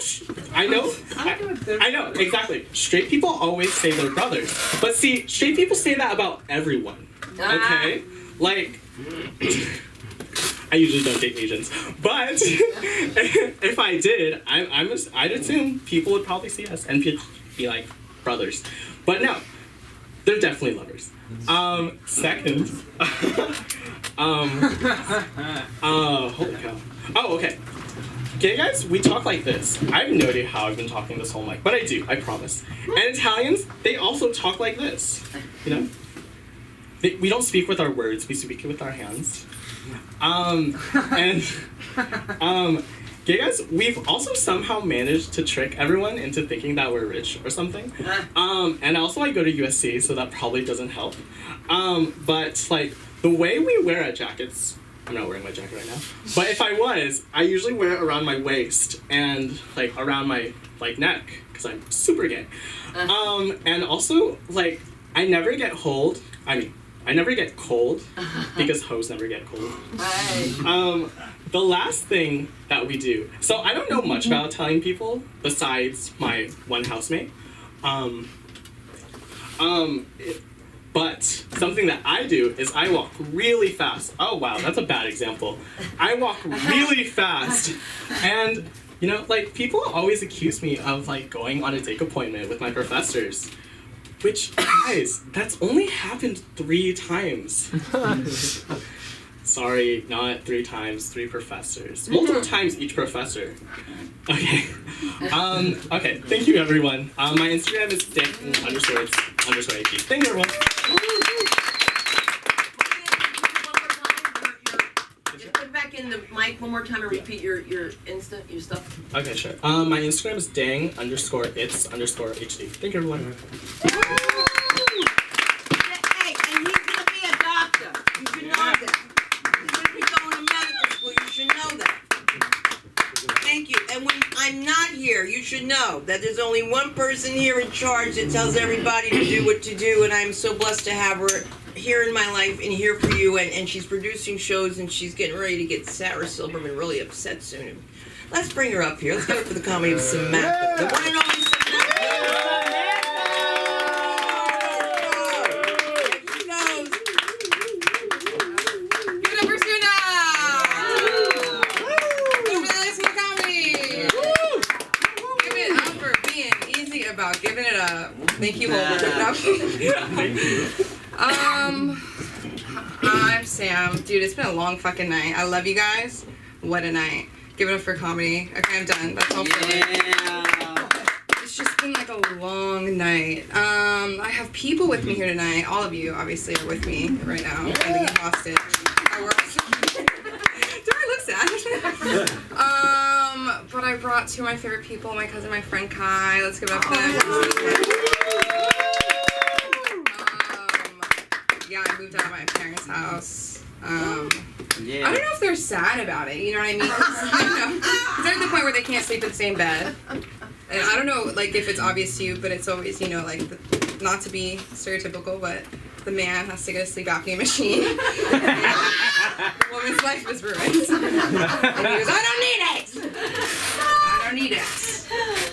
And it's like, neither of you can sleep. So I'm happy my room can be a respite for them. I wrote some things down. So about the submarine, right? There was no woman on it, right? Yeah. Confirm? Yeah, okay, I believe you guys. Because there's no woman and there was no Jewish woman on the submarine. Because they just would have said some shit. You know what I mean? Like my mom, we were the last ones on the plane. You know what I mean? And it's not Christmas, it's not Home Alone, it's not like a million bags, you know what I mean? Like it's like four of us. And we're from LA, you know, so we're the last ones on the plane, and the first thing she says, she goes, you know, it's a little warm in here. I'm like, should they open a window? What do you want? That's what the first thing she said. She goes, there's no window? Is there a buy two, get one deal? She would be like, that's suspicious. This is something I just came up with. I'm smiling. I'm proud of myself. Because I actually, you know, we say, if you think it's funny, say, if you think it's funny, you probably, where did that come from? Don't let me do shit like that. So, sorry, it's so funny. That's fucked up. You guys haven't even heard this one. So when my vibrator dies, and you have that moment where it's like, I thought I did it. I thought I did it. You know, I thought I plugged the USB into the thing. I just test out different ringtones with my phone on vibrate for about 20 minutes. I'm fine. You know what I mean? Thank you, Steve Jobs. You know, on the AI topic, right? Go old school. Remember ringtones? I love, like, give it up for Mark Zaffron, everybody. Woo! Yeah. He's been with us this whole night, and I'm here for it. One of my favorite things he'll do is he'll go, and of course, the most important person, and he says somebody who I've never even heard a person say about. Elizabeth, who is she? You know what I mean? I'm like, I'm living a lie. I'm living a lie. No, I don't really read. When you start out as a kid who really read, and the books got harder, and I'm like, can I keep this shit up? You know, maybe not. I used to tutor kids in reading. That was fun. This one kid shit his pants next to me, right? He's under 5. You know, it's a safe space. Nobody can read. They're not gonna be judgy. But he's sitting there, he's like, I'm like, English is your second language, but I don't know what you're talking about. I'm like, just let me. And we, you know, he got to go home. And I'm like, you should be so excited. I sound Jewish. You should be so excited. You get to go home. You should be. I watch my Big Fat Greek Wedding so much, how much that comes out really every single second of the day. Has anybody seen the show Below Deck? Yeah. Yeah? That shit, do you guys know what that is? It's reality TV. Yeah, I look like I watch reality TV, I do. Yeah, I sound like Snapchat News. Yeah, I don't watch it. But when I accidentally click on it, I'll accidentally tap through it and accidentally check Ariana Grande's Instagram to see, oh my god, she really did break up with a guy I didn't even know she was married to. I don't know. It's a bit much. It's a bit much. Shout out Keke Palmer. I haven't heard a single person at one open mic. Just give it up for Keke Palmer. Because I don't know if y'all know the scandal that's happened. This is we have Mark's segment and we have my segment. So I don't know if you've heard Keke Palmer. She recently had a baby. She's hot. She's beautiful. She's talented. She's a hard worker, whatever. Not that she can't, whatever. So Keke Palmer, she announced that she was gonna have her baby on SNL, like big shit, like just like a bit, you know what I mean? And I don't know the father's name, so he shouldn't be speaking. You know what I mean? So, but he made some comment. He tweeted at his fucking the mother of his child tweeted at her. Oh, but you're a mother. Like, why are you wearing that? Some shit, whatever. I'm like, damn, like, are you that horny? She just had a baby. You know what I mean? Like, she was dancing with, who was it? Usher, man. Give her that. Yeah. Give her that. Do we know if it was a natural birth? Anybody? She's going through it. That's all I'm saying. Any birth. Yeah. Any birth is going to be hard. But you know what I mean? You're with Usher. Like, that probably made her feel alive again. One time I scratched my neck and it was red and I was like, I look like I got a boyfriend or something. You know? It made me feel something for a minute. Can't be bad if my mom's one. She's not at all. That's the funniest thing. My mom is the sweetest heart, you know, and she's a Karen, but, you know, the hardest thing about comedy, this isn't true in my... They're gonna say otherwise, but it's like you have to listen to yourself talk. And I don't hate it. I don't hate it. I do it sometimes. I play it on my TV. I go home and I watch this on my TV. Sometimes if I feel really bad, I sneak to the bathroom. And I watch it. And I go, was Mark laughing? I go, where does that stem from? Where is that stemming from? I'm in the bathroom. Where's my babe? I'm in between therapists. Last time I ended my set with that. I was like, so I'm gonna do something different. I'm gonna be vulnerable, different. This is pretty vulnerable. I'll say an ick for me, being vulnerable. No. It's just like, and I am queer, but I do lean penal. You know, penis. It's everywhere. Lana always, shout out Lana, she was fantastic. Like, one time she said, like, dick is free, and I went up, and I was like, I'm fucking up then. You know what I mean? Like, I'm paying, like, emotional labor in self-inflicted Uber rides across the city. One time I was in an Uber on the way to see somebody, and me and the Uber driver is shooting shit, whatever, he's letting me vape. I didn't even say it. You know, they see me vaping, walking up to the car, and they go, just so you know, cool, Mom. Babe. Do you care if I do a line? I'm like, okay. Dude, I have a really, like, not PG story I could tell right now. No. Okay. Hypothetically, if you were in the car with me, like, would you ask me to line up your Coke? Out of everybody you know. You know what I mean? Absolutely not. I'm a big spiller, is what I'm saying. And I didn't know it was that big of a deal because you handed it to me. The car's in motion. I didn't know it was that serious if you're going to put it in my hands. Like, I really didn't know that would be the thank you so much. What could my last thing say? Because there's so many people I'd hate to run the light. No. What could I say? What could I say that hasn't been said before? Nothing. There's no such thing as an original thought. But I've been an original thought. I'm going to be having another show. Yeah. Sam Linder's at the Sunset Rooftop. Yeah, whatever. On August 11th. And reach out to me if you want to be in it, you know? Oh, funny. No, she's gonna I mean, we'll talk about it. What are you doing? I know. She hates that. She wants me to be. I'm just saying, if you. Oh my God, they must. I'm just saying, I've been having this reaching out thing. Has been weird. Yeah, I know. For you. You look amazing. This jacket. Okay, good night. TBH, but maybe don't contact me. I work at the Beverly Center. Of course. You know why I love her? Because she wants everybody to go on. She's like, people are just like, can I go on? They're like, she's like, yeah, you can go on. And she's Oprah of comedy spots. You can go on and you can go on. Don't until I bring up someone. I just introduce you to somebody first for you leave. I think he's gonna play my son in a show. That's why. Let's give her a comedy of Josh Castle. Let me hear you.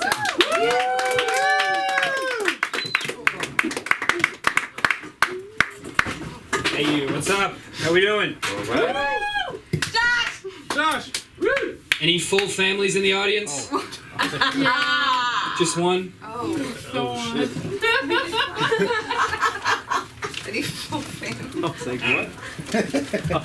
So are you saying if I shit my pants I can leave? Is that, Absolutely. I gotta pull that out more. You can pay to do that. Just go. I can pay for that. Ugh. What's going on? I was just thinking, Japanese people I think have like really good skin. Can we agree on that? Yeah. Do you think it's because like they don't want to be ashy? I don't know. That was unprepared. It would make sense. I just don't understand that your name is Keon. That's my only. What's Persian like? Okay. The Keons that I've heard of are in the NBA. But I'm sure there's other ones. Yeah. What's going on? We're good? We're great. Should I keep saying that? Yeah. I'm gonna say that after every bit. Taking my time. I'm confident, you know. Do I seem confident? Yeah. I don't know. I have like boss's son confidence.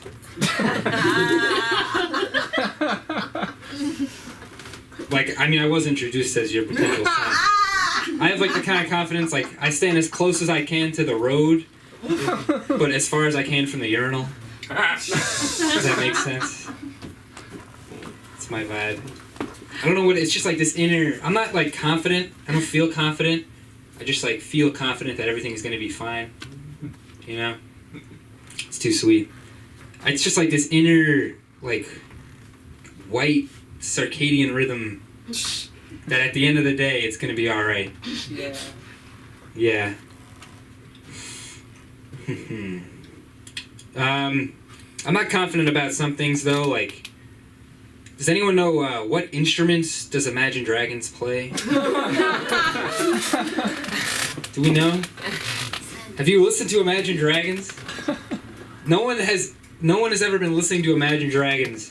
Like, I'm waking up, I feel it in my... No one's ever been like, oh, guitar. That's a guitar for sure. What are their other songs? Lightning and the thunder. Definitely a trombone in that one. Some piccolos.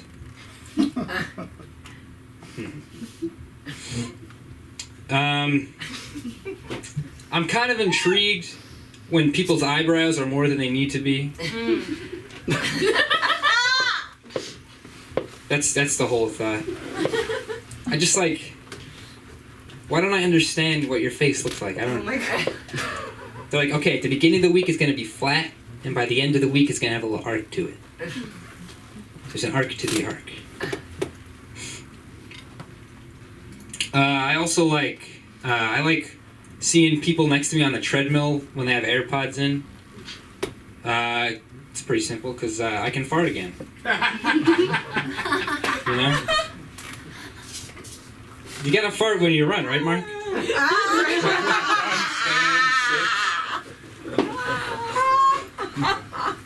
I like it though. AirPods they're helping the fight against the anti-fart movement that I've noticed. Right. We gotta get more involved here.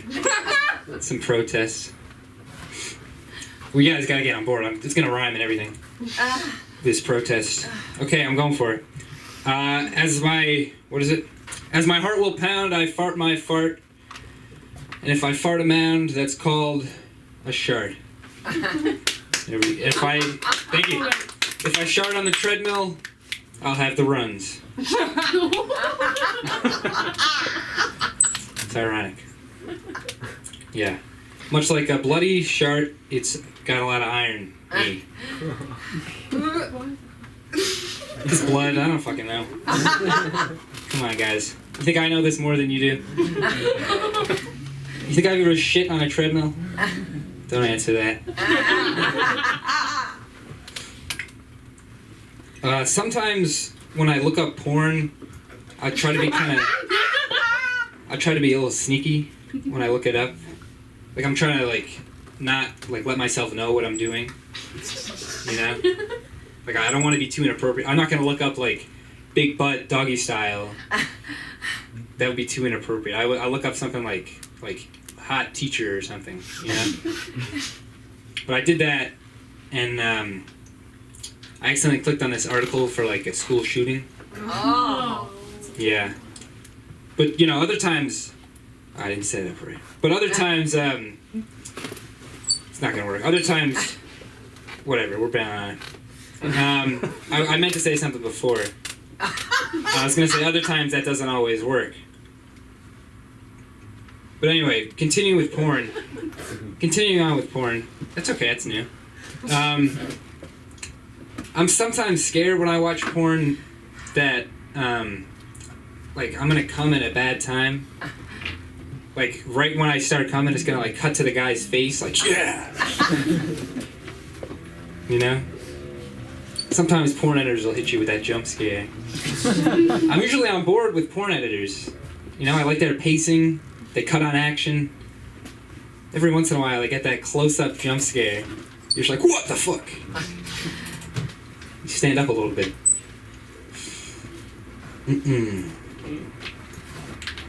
It's inappropriate, I'm sorry. There are children here. Bless you. Oh, thank you. You're welcome. I was nervous too when I was young, I'm the age that you were in that story, but if I go back even more, I guess I was more nervous. When I was in elementary school, having a crush was so hard, I was too scared of the girl I had a crush on. I had to sit on the other side of the room. Couldn't go outside when she went outside. It was a whole thing. It wasn't until more recently I found out she also had a crush on me. Yeah, that's tough. I try not to beat myself up about it too much though, wondering, would there have been something? Because after all, if I didn't go through that experience, that pain, no way I would know so much about cameras. Oh my god. Really good at zooming in. Yeah. Let's see. I like how there's a lot of chairs that keep appearing. That's been a fun development tonight. You will leave there and come back with a chair. I don't know what's happening. It's never happened before. My friend with diabetes' birthday's coming up. And I've been thinking a lot about what I want to get him, because I'm a nice guy. But should I get him some sugary snacks that he likes? Maybe some new needles. I don't know what they do.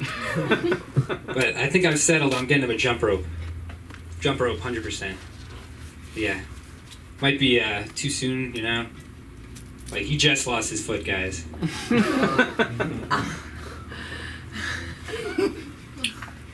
don't really make one-legged jump ropes. It's alright, he'll walk it off.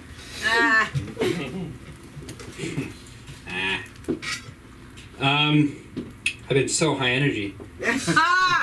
I met with this producer the other day, and it was great. We talked about his career, talked about my career, and he was so encouraging, so motivating, that by the end of it, I almost didn't want to show him my nuts. But a bet's a bet. And what a location this is. Give it up for the LA School of Comedy. Yeah. Woo! That's me. You can find me on Instagram at joshcap.com. Com with a K. Because Instagram. Soondog, take it away. God bless you for coming in. Give it up for Josh Kaplan and keep it going for Mike Mooney. Let's get up here, Mooney. Let's do it. Mooney, Mooney, Mooney, Mooney, Mooney, yeah! What the fuck? So many things to unpack. I gotta get that figured out before I start. You were doing your bits, and Cinder was sitting in my seat, so I was sitting there, and you were talking about like all that shit, and I was sitting there next to your wife, and I felt weird because I was like, this is very intimate. This is a very intimate thing you were bringing up. There's gonna be some shit when you get in the car. I just What do you mean a virgin? What do you mean? That shit was hilarious. Hilarious. Relationship stuff. Okay, so my name is Mike Moody. I'm from Richmond, Virginia. I grew up with my grandparents. Growing up with your grandparents is weird. Growing up with your grandparents is the only time you get beat, and then you ask them if they okay. Like, you all right? I hear you wheezing. Complete power shift in the household. I'll be like, did you learn your lesson?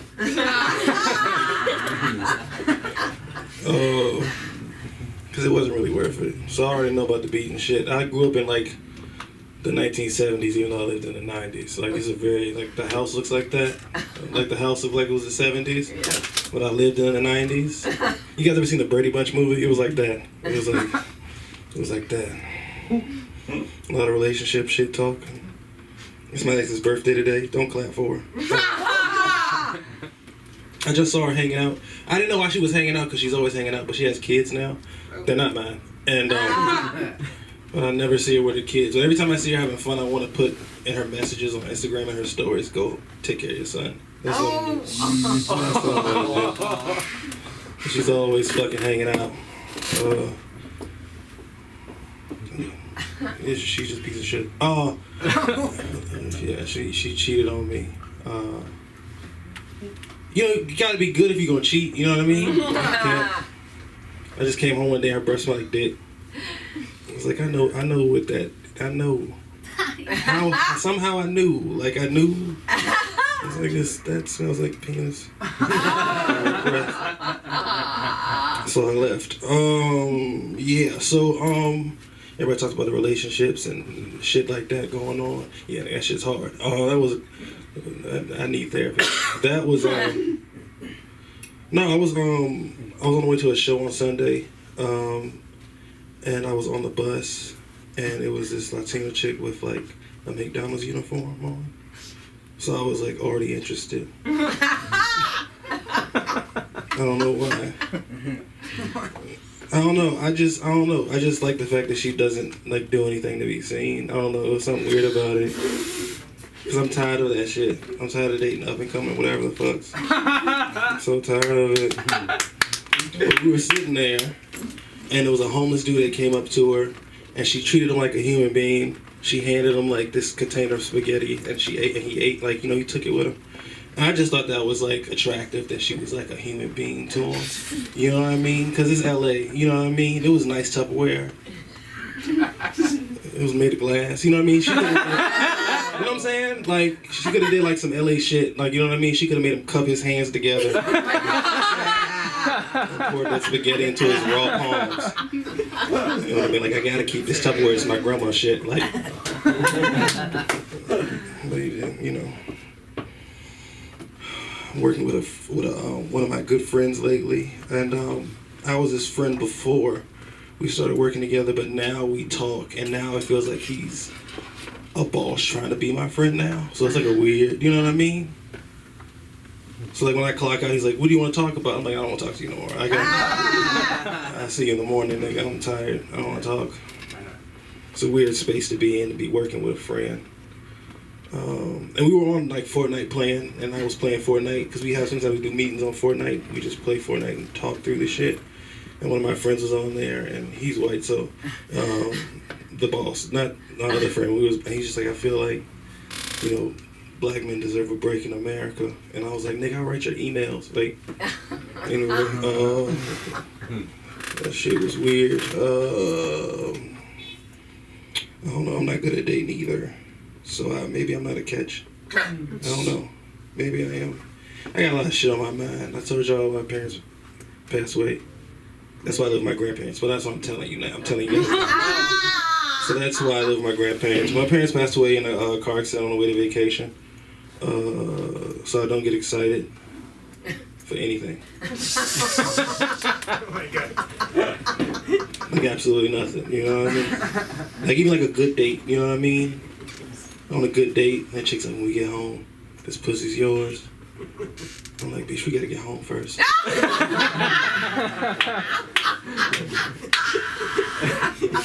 Don't make me promises you can't keep. Just take it one step at a time. Oh, we live in an interesting world. I feel like now everybody who has a bad experience, they blame it on like an ism or a phobia. You know what I mean? Like they don't like me because I'm black. They don't like me because I'm gay. They don't like me because I'm a woman. Like what happened to like not liking people for the content of their character? I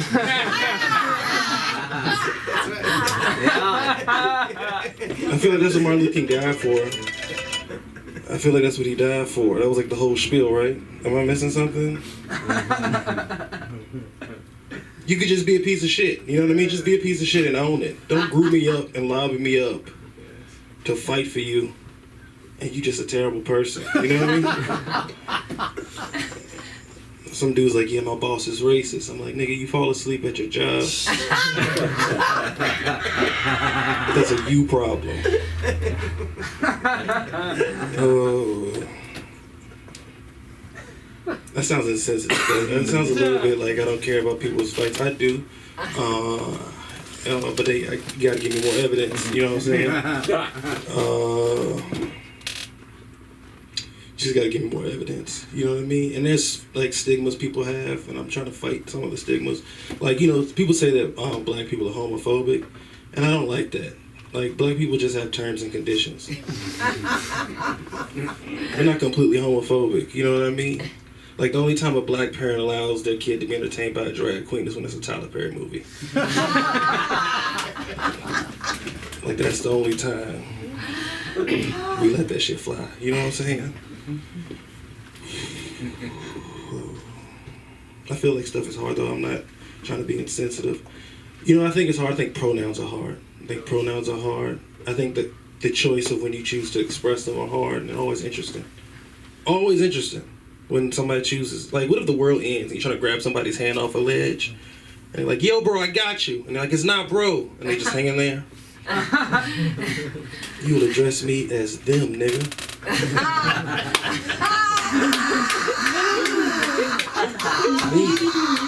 Then you still have to help them up, like with no prejudice. You know what I mean? I only say they them because I feel like they them is the hardest pronoun. I feel like they stole that shit from the Illuminati. They're like, yo, who killed Tupac? Them niggas, bro. They did that shit. They're very dangerous. How much time we got? 2. Okay, cool.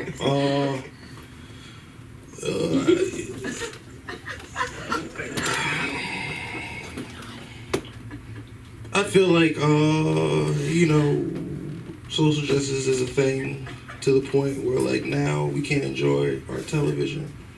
There always has to be, like, some message in the shit we watching. You know what I mean? You guys ever watch, like, Lovecraft Country or Watchmen on HBO? Yeah. They're, like, the same show. First of all, Ritual raises backdrop for no reason. So it comes with the main character, like, hey, you have great power. You come from a great lineage. The only thing you can't do is end systemic racism. Go out there and be a hero. And these black folks have to go out and be heroes. Do you know how hard it is to be 3/5 of a superhero? That's what those shows are about.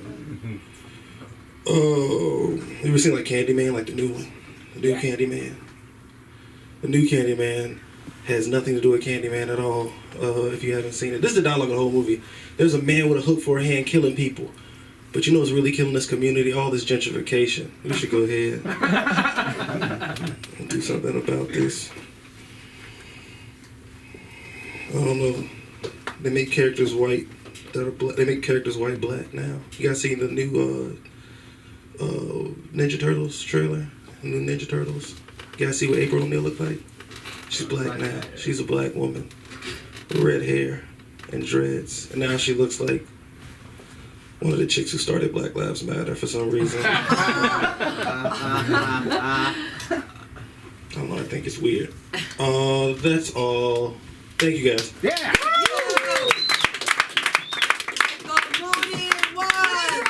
And we find Michael Moody? Is found at Mike Moody 91. Mike Moody 91. All right, wait, come here for a minute. I want to say hi. Tova, come here. Just say hello. Come here. Don't go on.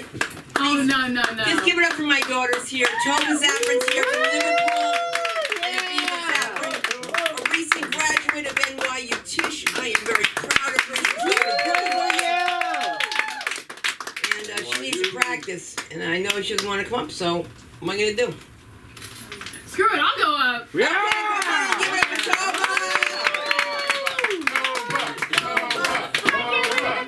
You know what it is? Because the last time I did this, I was so shy because it's been a minute and you get rusty. You know what I mean? Oh Lord, that's something I picked up from the UK. So you get rusty, but tonight I was like, oh my God, the energy is kind of like, I can do it again. This is fun. Wait, because I really thought I had jokes and I really don't have jokes. That's a problem. Sunday. Oh, I do have jokes. That's a joke right there. How is it? No, because I'll get into this right now. So obviously, you know, our family's very animated.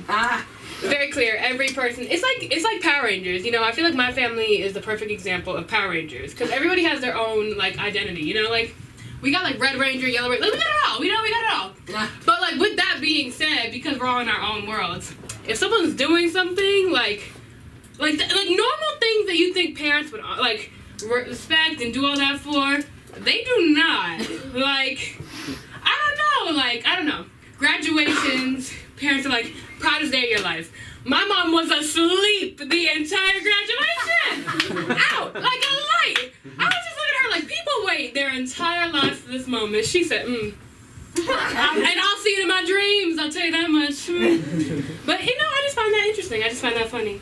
Lord, I cannot breathe up here. Who said something about asthma? I get that. I'm with that. I can't breathe in this bitch. Somebody made a meme talking about, what's it called? Like, hay fever? Anybody deal with hay fever? Oh, so it's just, okay, good. I was about to say, it better not just be me. Like, I'm sneezing everywhere. I'm always sneezing about nothing. People are like, why are you crying? I'm not. I'm sneezing. But I do cry when I laugh. I'll tell you that much. Who like, oh fuck, I'm about to get into this. Who likes astrology? Anywho, I'm a water sign, but I tend to cry a lot. Like, water comes out of, never mind. Let me stop that sentence. Wait a minute. But anywho, water. So when I laugh, I cry. And people are always really concerned for me. Like, I'll really laugh and then like tears. And people like are laughing. Are you okay? What's wrong? I'm like, nothing. Like, no, let me vibe. I'm just like, let it leave, you know? Let it leave. Everybody has their moments. Everybody got their signs. Everybody got their things. Anyway, I don't even know what else to talk about. Lord have mercy. How's England? I was just about to get into that. You know, it's funny.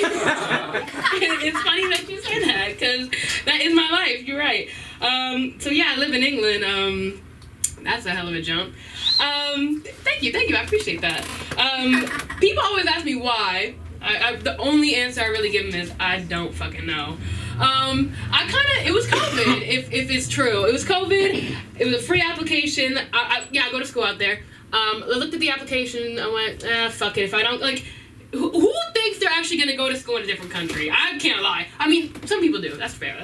I didn't. I was like, fuck it, I'll try it. I got in and I went, oh, fuck. Now I gotta try it. Now it's real. Ooh, I always do this to myself. So I tried it. I moved out there. I met a lot of English people. Met a lot of white people. More white people. So many white people. So who said something about being the only person of who they are? I am the only African American in my school. Not just my class, the school. No, not all. It's not an all. It's alright. It's okay. You just see how ignorant the world is. It's fun. It's a fun game I like to play going home called How Tired Am I Gonna Be Today? How tired am I gonna be with bullshit today? Because you can only deal with so much bullshit for a day. You can only deal with so much bullshit for a month, and you can only deal with so much bullshit for a 3-year program. And I'm on my final year, and I'm still done with these motherfuckers. This cannot go live, because this will get me done. I'll tell you that much. But, yeah, I go to school with English people. It's interesting. That's a whole different way of life. I don't know. I'll say one thing about, like, for, like, the American or college in general and all that shit, whatever. I'll say when I'm hanging out with, like, my sister who just graduated college and her friends, like, a lot of them like to smoke weed, okay? I'll say that, not just about them, a lot of them like to smoke weed. In the UK, a lot of them like to drink. And that's a big thing, and, you know, it's a lot of fun and whatnot, but, like, I've seen people go crazy with alcohol. Like, Yeah. go fucking insane. And it is so entertaining. Like, I love to watch the show. I have seen some, like, equivalent to, like, watching a HBO drama, like Euphoria. I've seen it in the club. And all I had to pay was $5. I mean, like, y'all paying how much for an HBO subscription? You really want to see that go down? Come to Liverpool for $5 in a club. Anyway, that's my time. That was just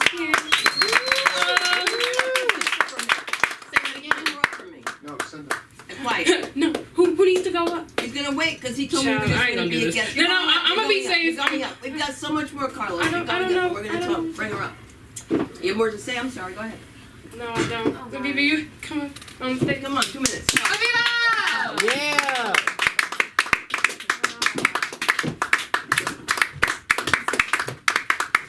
I knew I was going to. I knew it. I pretend I don't want to, and then I have to. Just to all my friends. That's why I don't bring friends here. And if I do, well, I force them to. Yeah, so which one of my parents do I look like more? Sunda. Yeah? I thought that was going to be funny if I didn't look like either of them. But hi, my name's Aviva. Hi, Aviva. Thank you. Oh, goodness. I just graduated from NYU Tisch Trauma. I did. You know what's really funny is all the things I went to the principal's office for in elementary school, I get paid for now.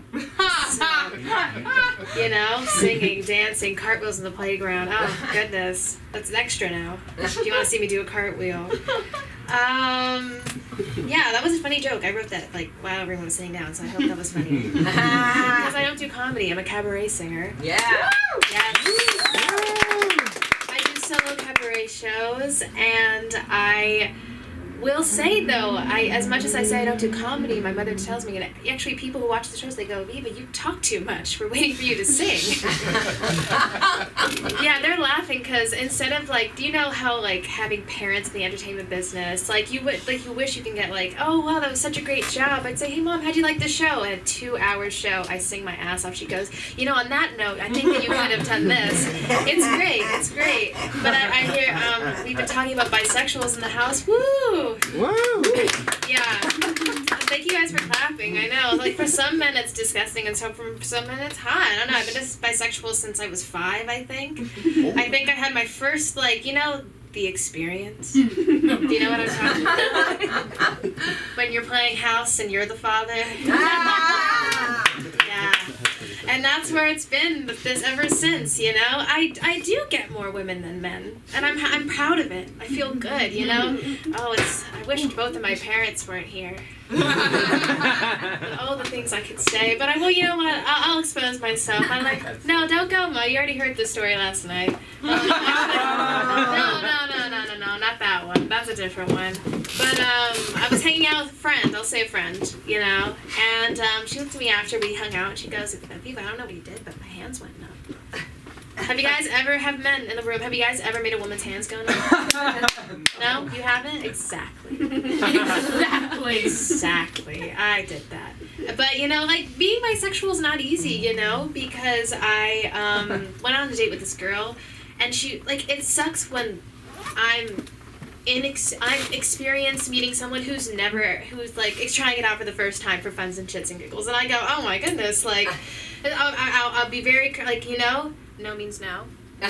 And that doesn't apply to me, but I'm just talking about in general. Like, can I hold your hand? Can I, like, you know, because it's very different. Like, I understand, like, you know, there's boundaries and you have to feel comfortable. But she kissed me, and I said, okay. I was like one peck, and it was cute, and we talked, and we watched Harry Potter. We watched the whole movie. We didn't do a thing, because I love movies. I don't do Netflix and chill. I watch it.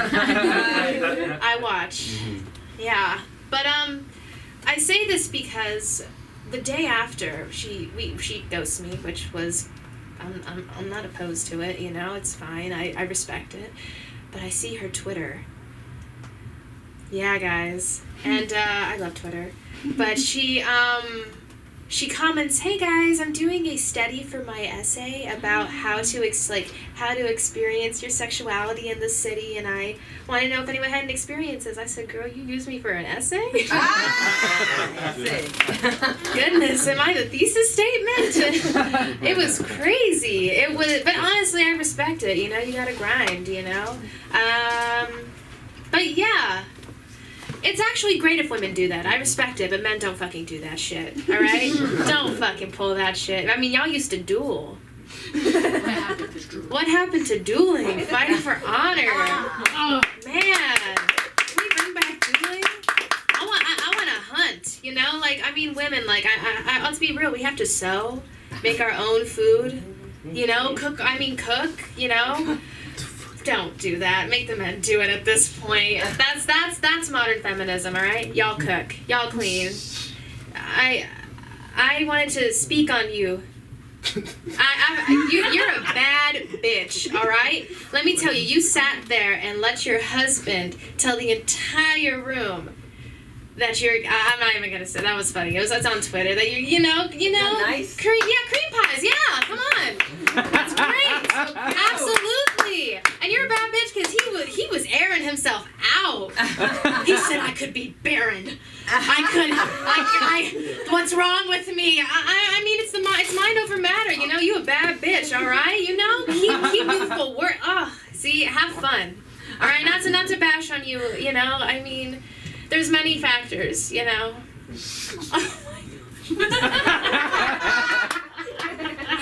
You know what? You a bad bitch. So if you want to hang out, call me, you know? I can make your hands down now, you know?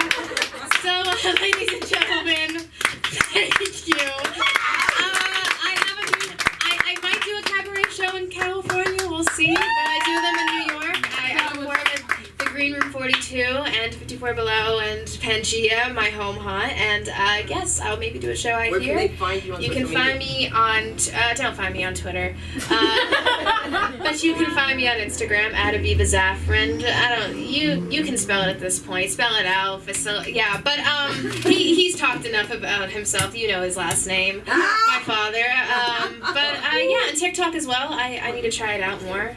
But yeah, I do be singing. And I sing better than I make jokes. So enjoy. Thank you.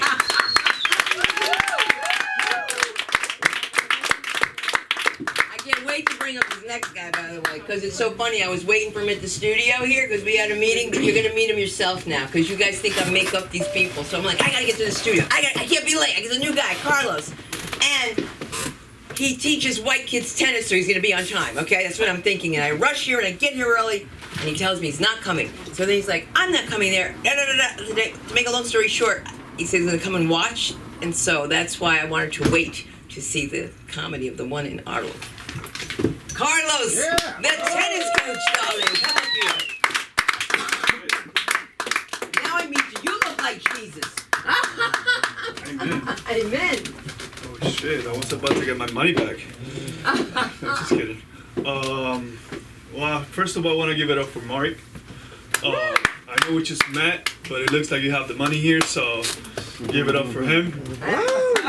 Yeah, and like I said, I don't know what the fuck was your speech about. I couldn't relate to a single word he said. I don't know if it's because of my English barrier or whatever. The only thing I understood was Coke because I'm from Miami. So I do want to apologize, you guys. My English is not very good looking. So if you don't understand some of my jokes, we can get Jesus over there to sit next to you and fucking translate or something. Anyways, my wife lately has been telling me that I'm giving some gay vibes. I don't know why. I can't see it. But yeah. Society is a little confusing right now. We have females trying to look like ducks every day with this fucking lips thing, right? And then we have dudes trying to get fake pussies. So, yeah, exactly. That's what's going on in my mind. That silence. I don't understand it. I don't get it. What else? I noticed. I just moved to LA, and I noticed that everybody in LA is dressed as Halloween all year long. There's so many weird people out here. And when I said out here, I mean also on the street. But yeah, I thought it was gonna go well. Sometimes I ask myself, when I see a fat girl with ripped jeans, I ask myself if that morning those jeans were normal jeans. And she just was trying to put it on and they broke, and she's like, fuck it. I got 25 more in the closet, right? And I don't know if that happened to you, Ken, today. Ken. I did brought some tests that I did on myself, and I wanted to read it for the first time ever. I haven't seen it with you guys. I want to read it over because I did 23andMe. I don't know if you guys are familiar with it. Oh yeah. Yeah, because I'm Cuban, so I want to know what the fuck I have in me. So I want to go over it in person with you guys. I'm so fucking nervous. Look at this. Okay, here we go. So it says that I have 50% Spaniard. 50% Spaniard. I can see that. My grandma was born over there, so that makes sense. I have 20% African, right? My other half grandparent was half black too, so I can see that. And then 20% Taino. Those are the natives from Cuba. You guys over here have the Mikosugis and the Seminoles. We got the Tainos over there, so that makes sense. And then it says 10% homosexual. So yeah. This is my first time on stage. I was so afraid to go up, like she said. I was so afraid to go up. I wasn't sure if I was gonna make it or not, but I did, and I realized that if anybody here can do it, you guys taught me that it's possible, and then I just want to appreciate you guys, and then thank you for the confidence you guys gave me. Thank you. Yeah. You trust me yet, Carlos? You trust me yet? Oh, espérate. Johnny Ma. Más, sí. Johnny Mas. Now you have me talking con la teta because he's Spanish, entonces la teta. Okay, in the house we have the one and only Johnny Mas. Right? Come on, Johnny Salami.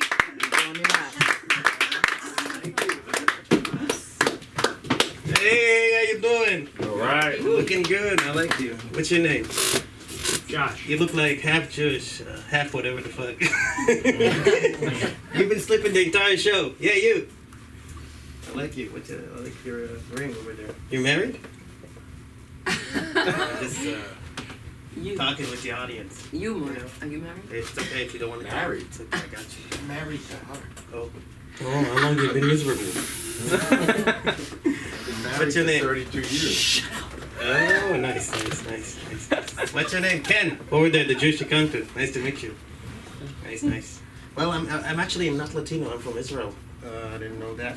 Yeah. So now you can know that. Yeah, but I've been like out there for 3 months, and I gotta tell you, I love the Latino community here. Like, they're really nice going. I've never been a Mexican asshole here. It's like everybody's so nice. It's the hardworking, honest people.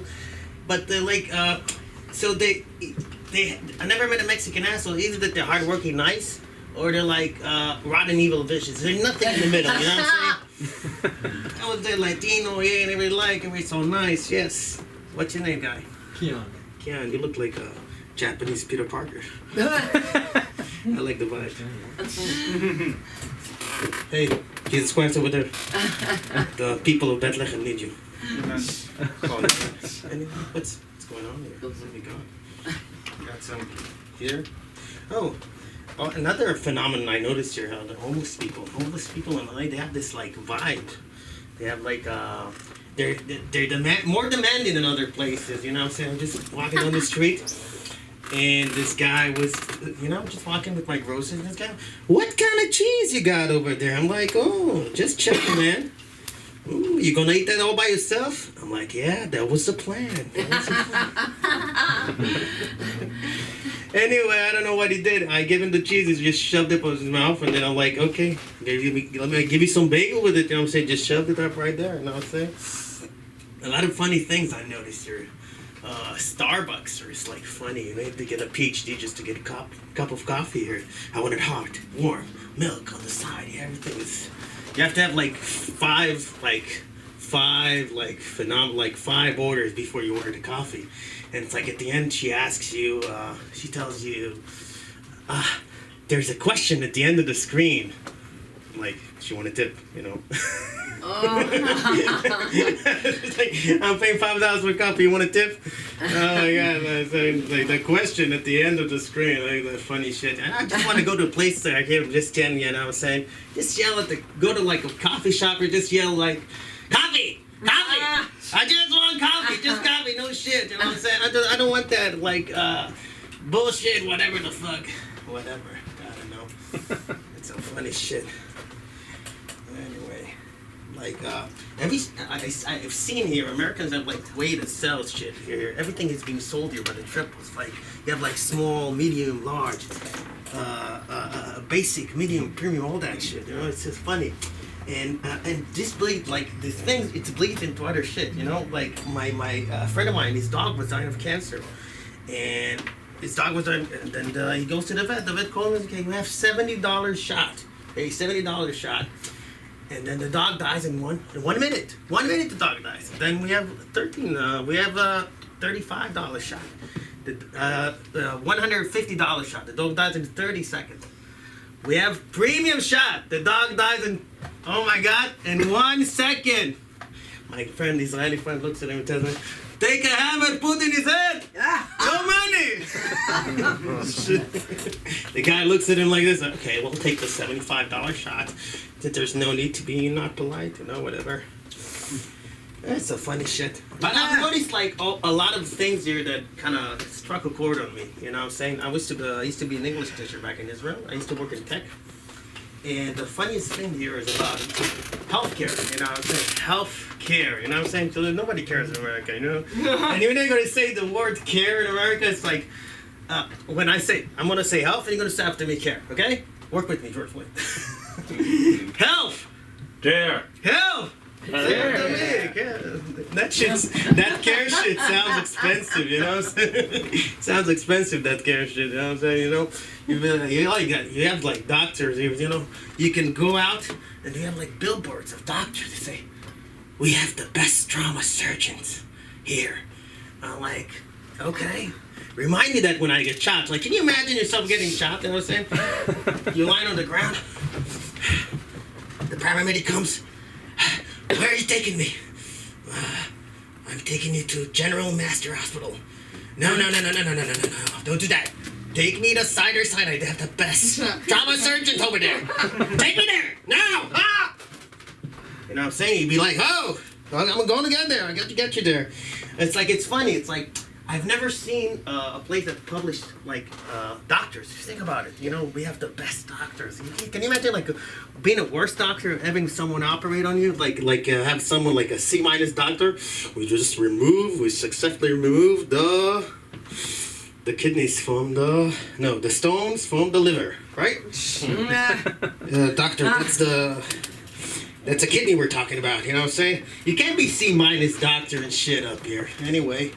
Have to, do your shit right. Anyway, what y'all want to talk about? See, the quad working is not working. Going that well as I anticipated.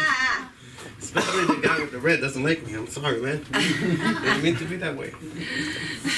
Someone want to talk to me a little bit? In Israel, when we speak very honest with one another. You know what I'm saying? Everybody's like, in Israel, it's very different. When I say it's different, it's like people spoke really close to one another, And a lot of times I come to Americans, I speak like this, close to them. Like, yo, back up! Trying to rob me or something. No, I'm not trying to rob you.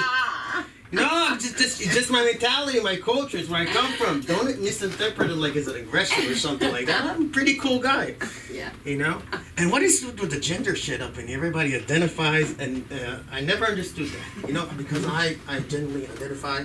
I'm a 7-year-old black man from Mississippi, and I play the blues. I really play the blues. I have a song on YouTube, J Craft, old blues, I really do. But, anyway, whatever the fuck. Want to talk about something? Want to talk about something? So I'm single. 30.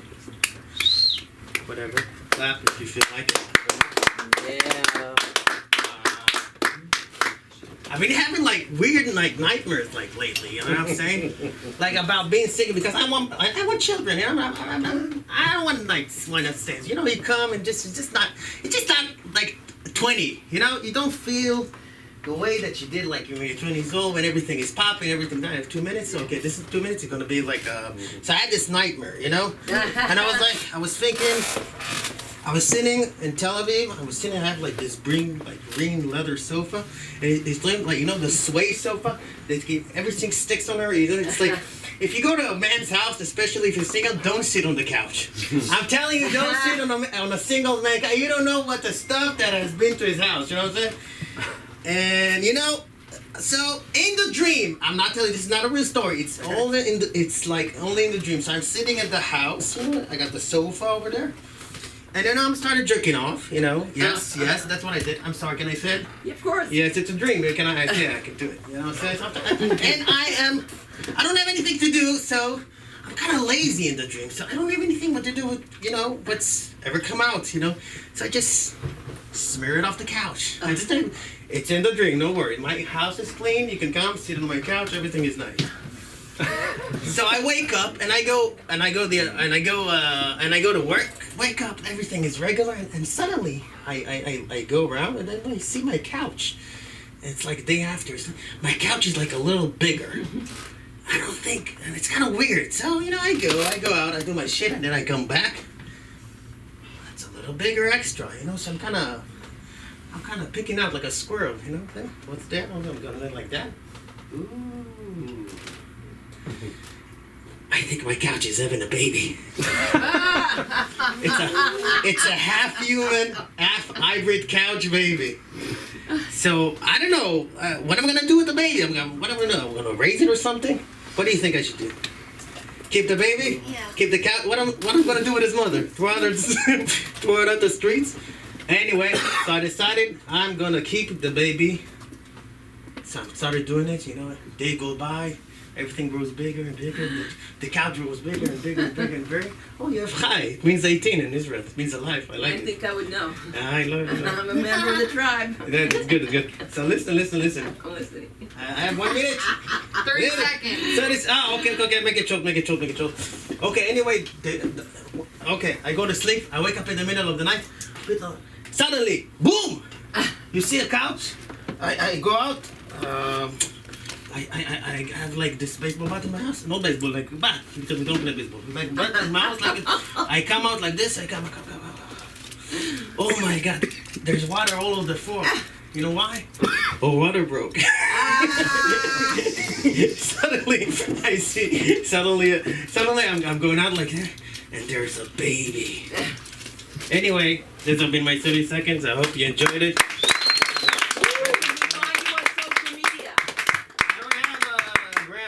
Well, we gotta get you started. We're ready to hit you with that tissue.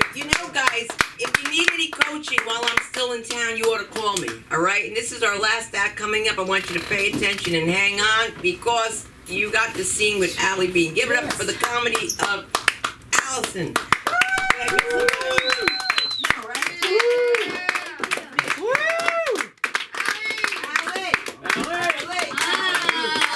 on, give it up for Suna, you guys. We wouldn't even be here if it weren't for Suna and Mark. I missed your whole set. Sorry.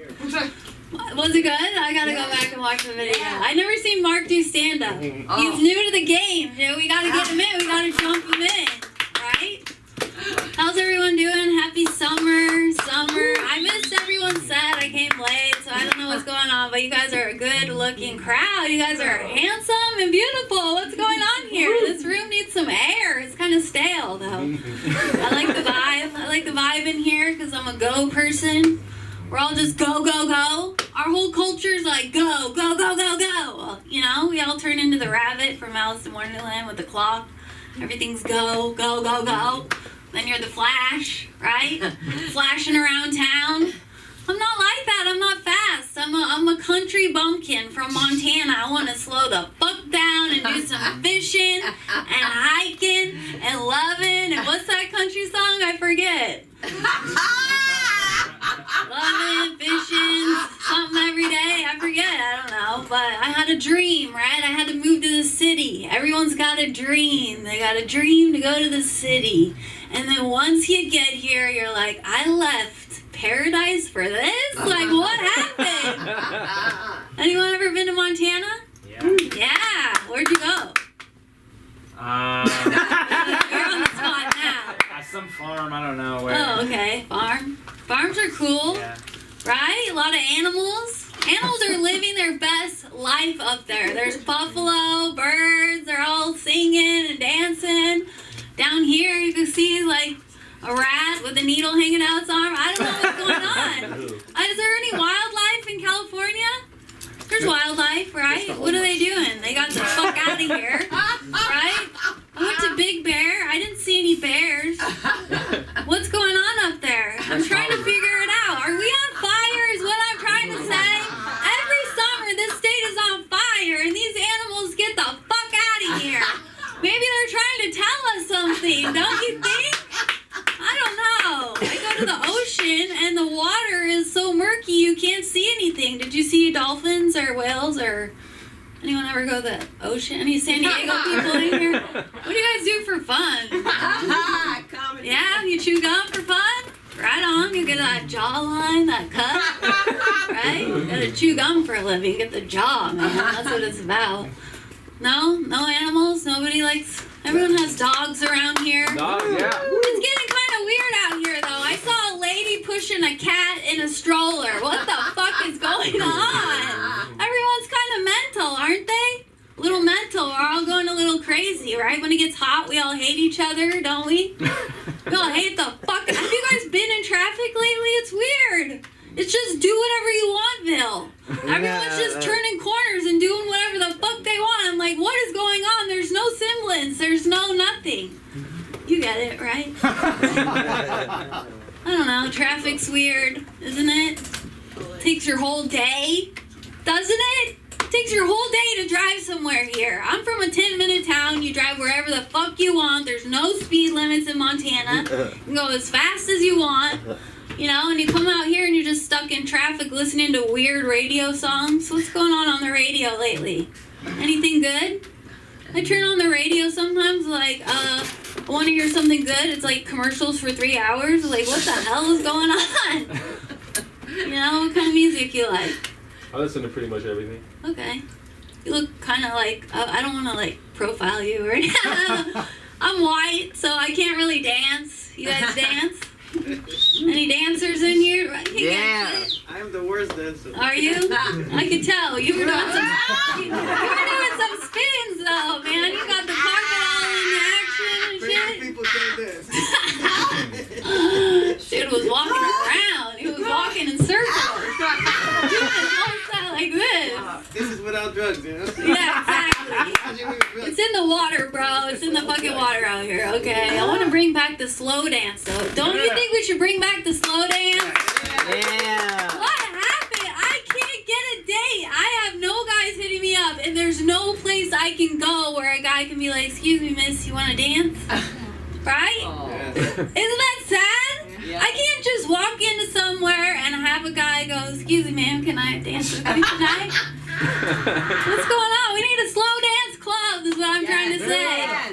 There's some square dancing shit going on in Thousand Oaks or wherever the valleys go. I don't know. It's hot in the valley, though. It's so hot out there. It's like Afghanistan or something, right? I don't know. Yeah, so anyways, my name is AllieBean416. You can find me on Instagram. I do a podcast, but they're being weird, so I don't really want to promote it. Don't look me up on Twitter. It's all politics, and you'll hate me afterwards. And so, yeah, just Instagram is what I do. I do photography and other stuff, but thank you. Have a good night.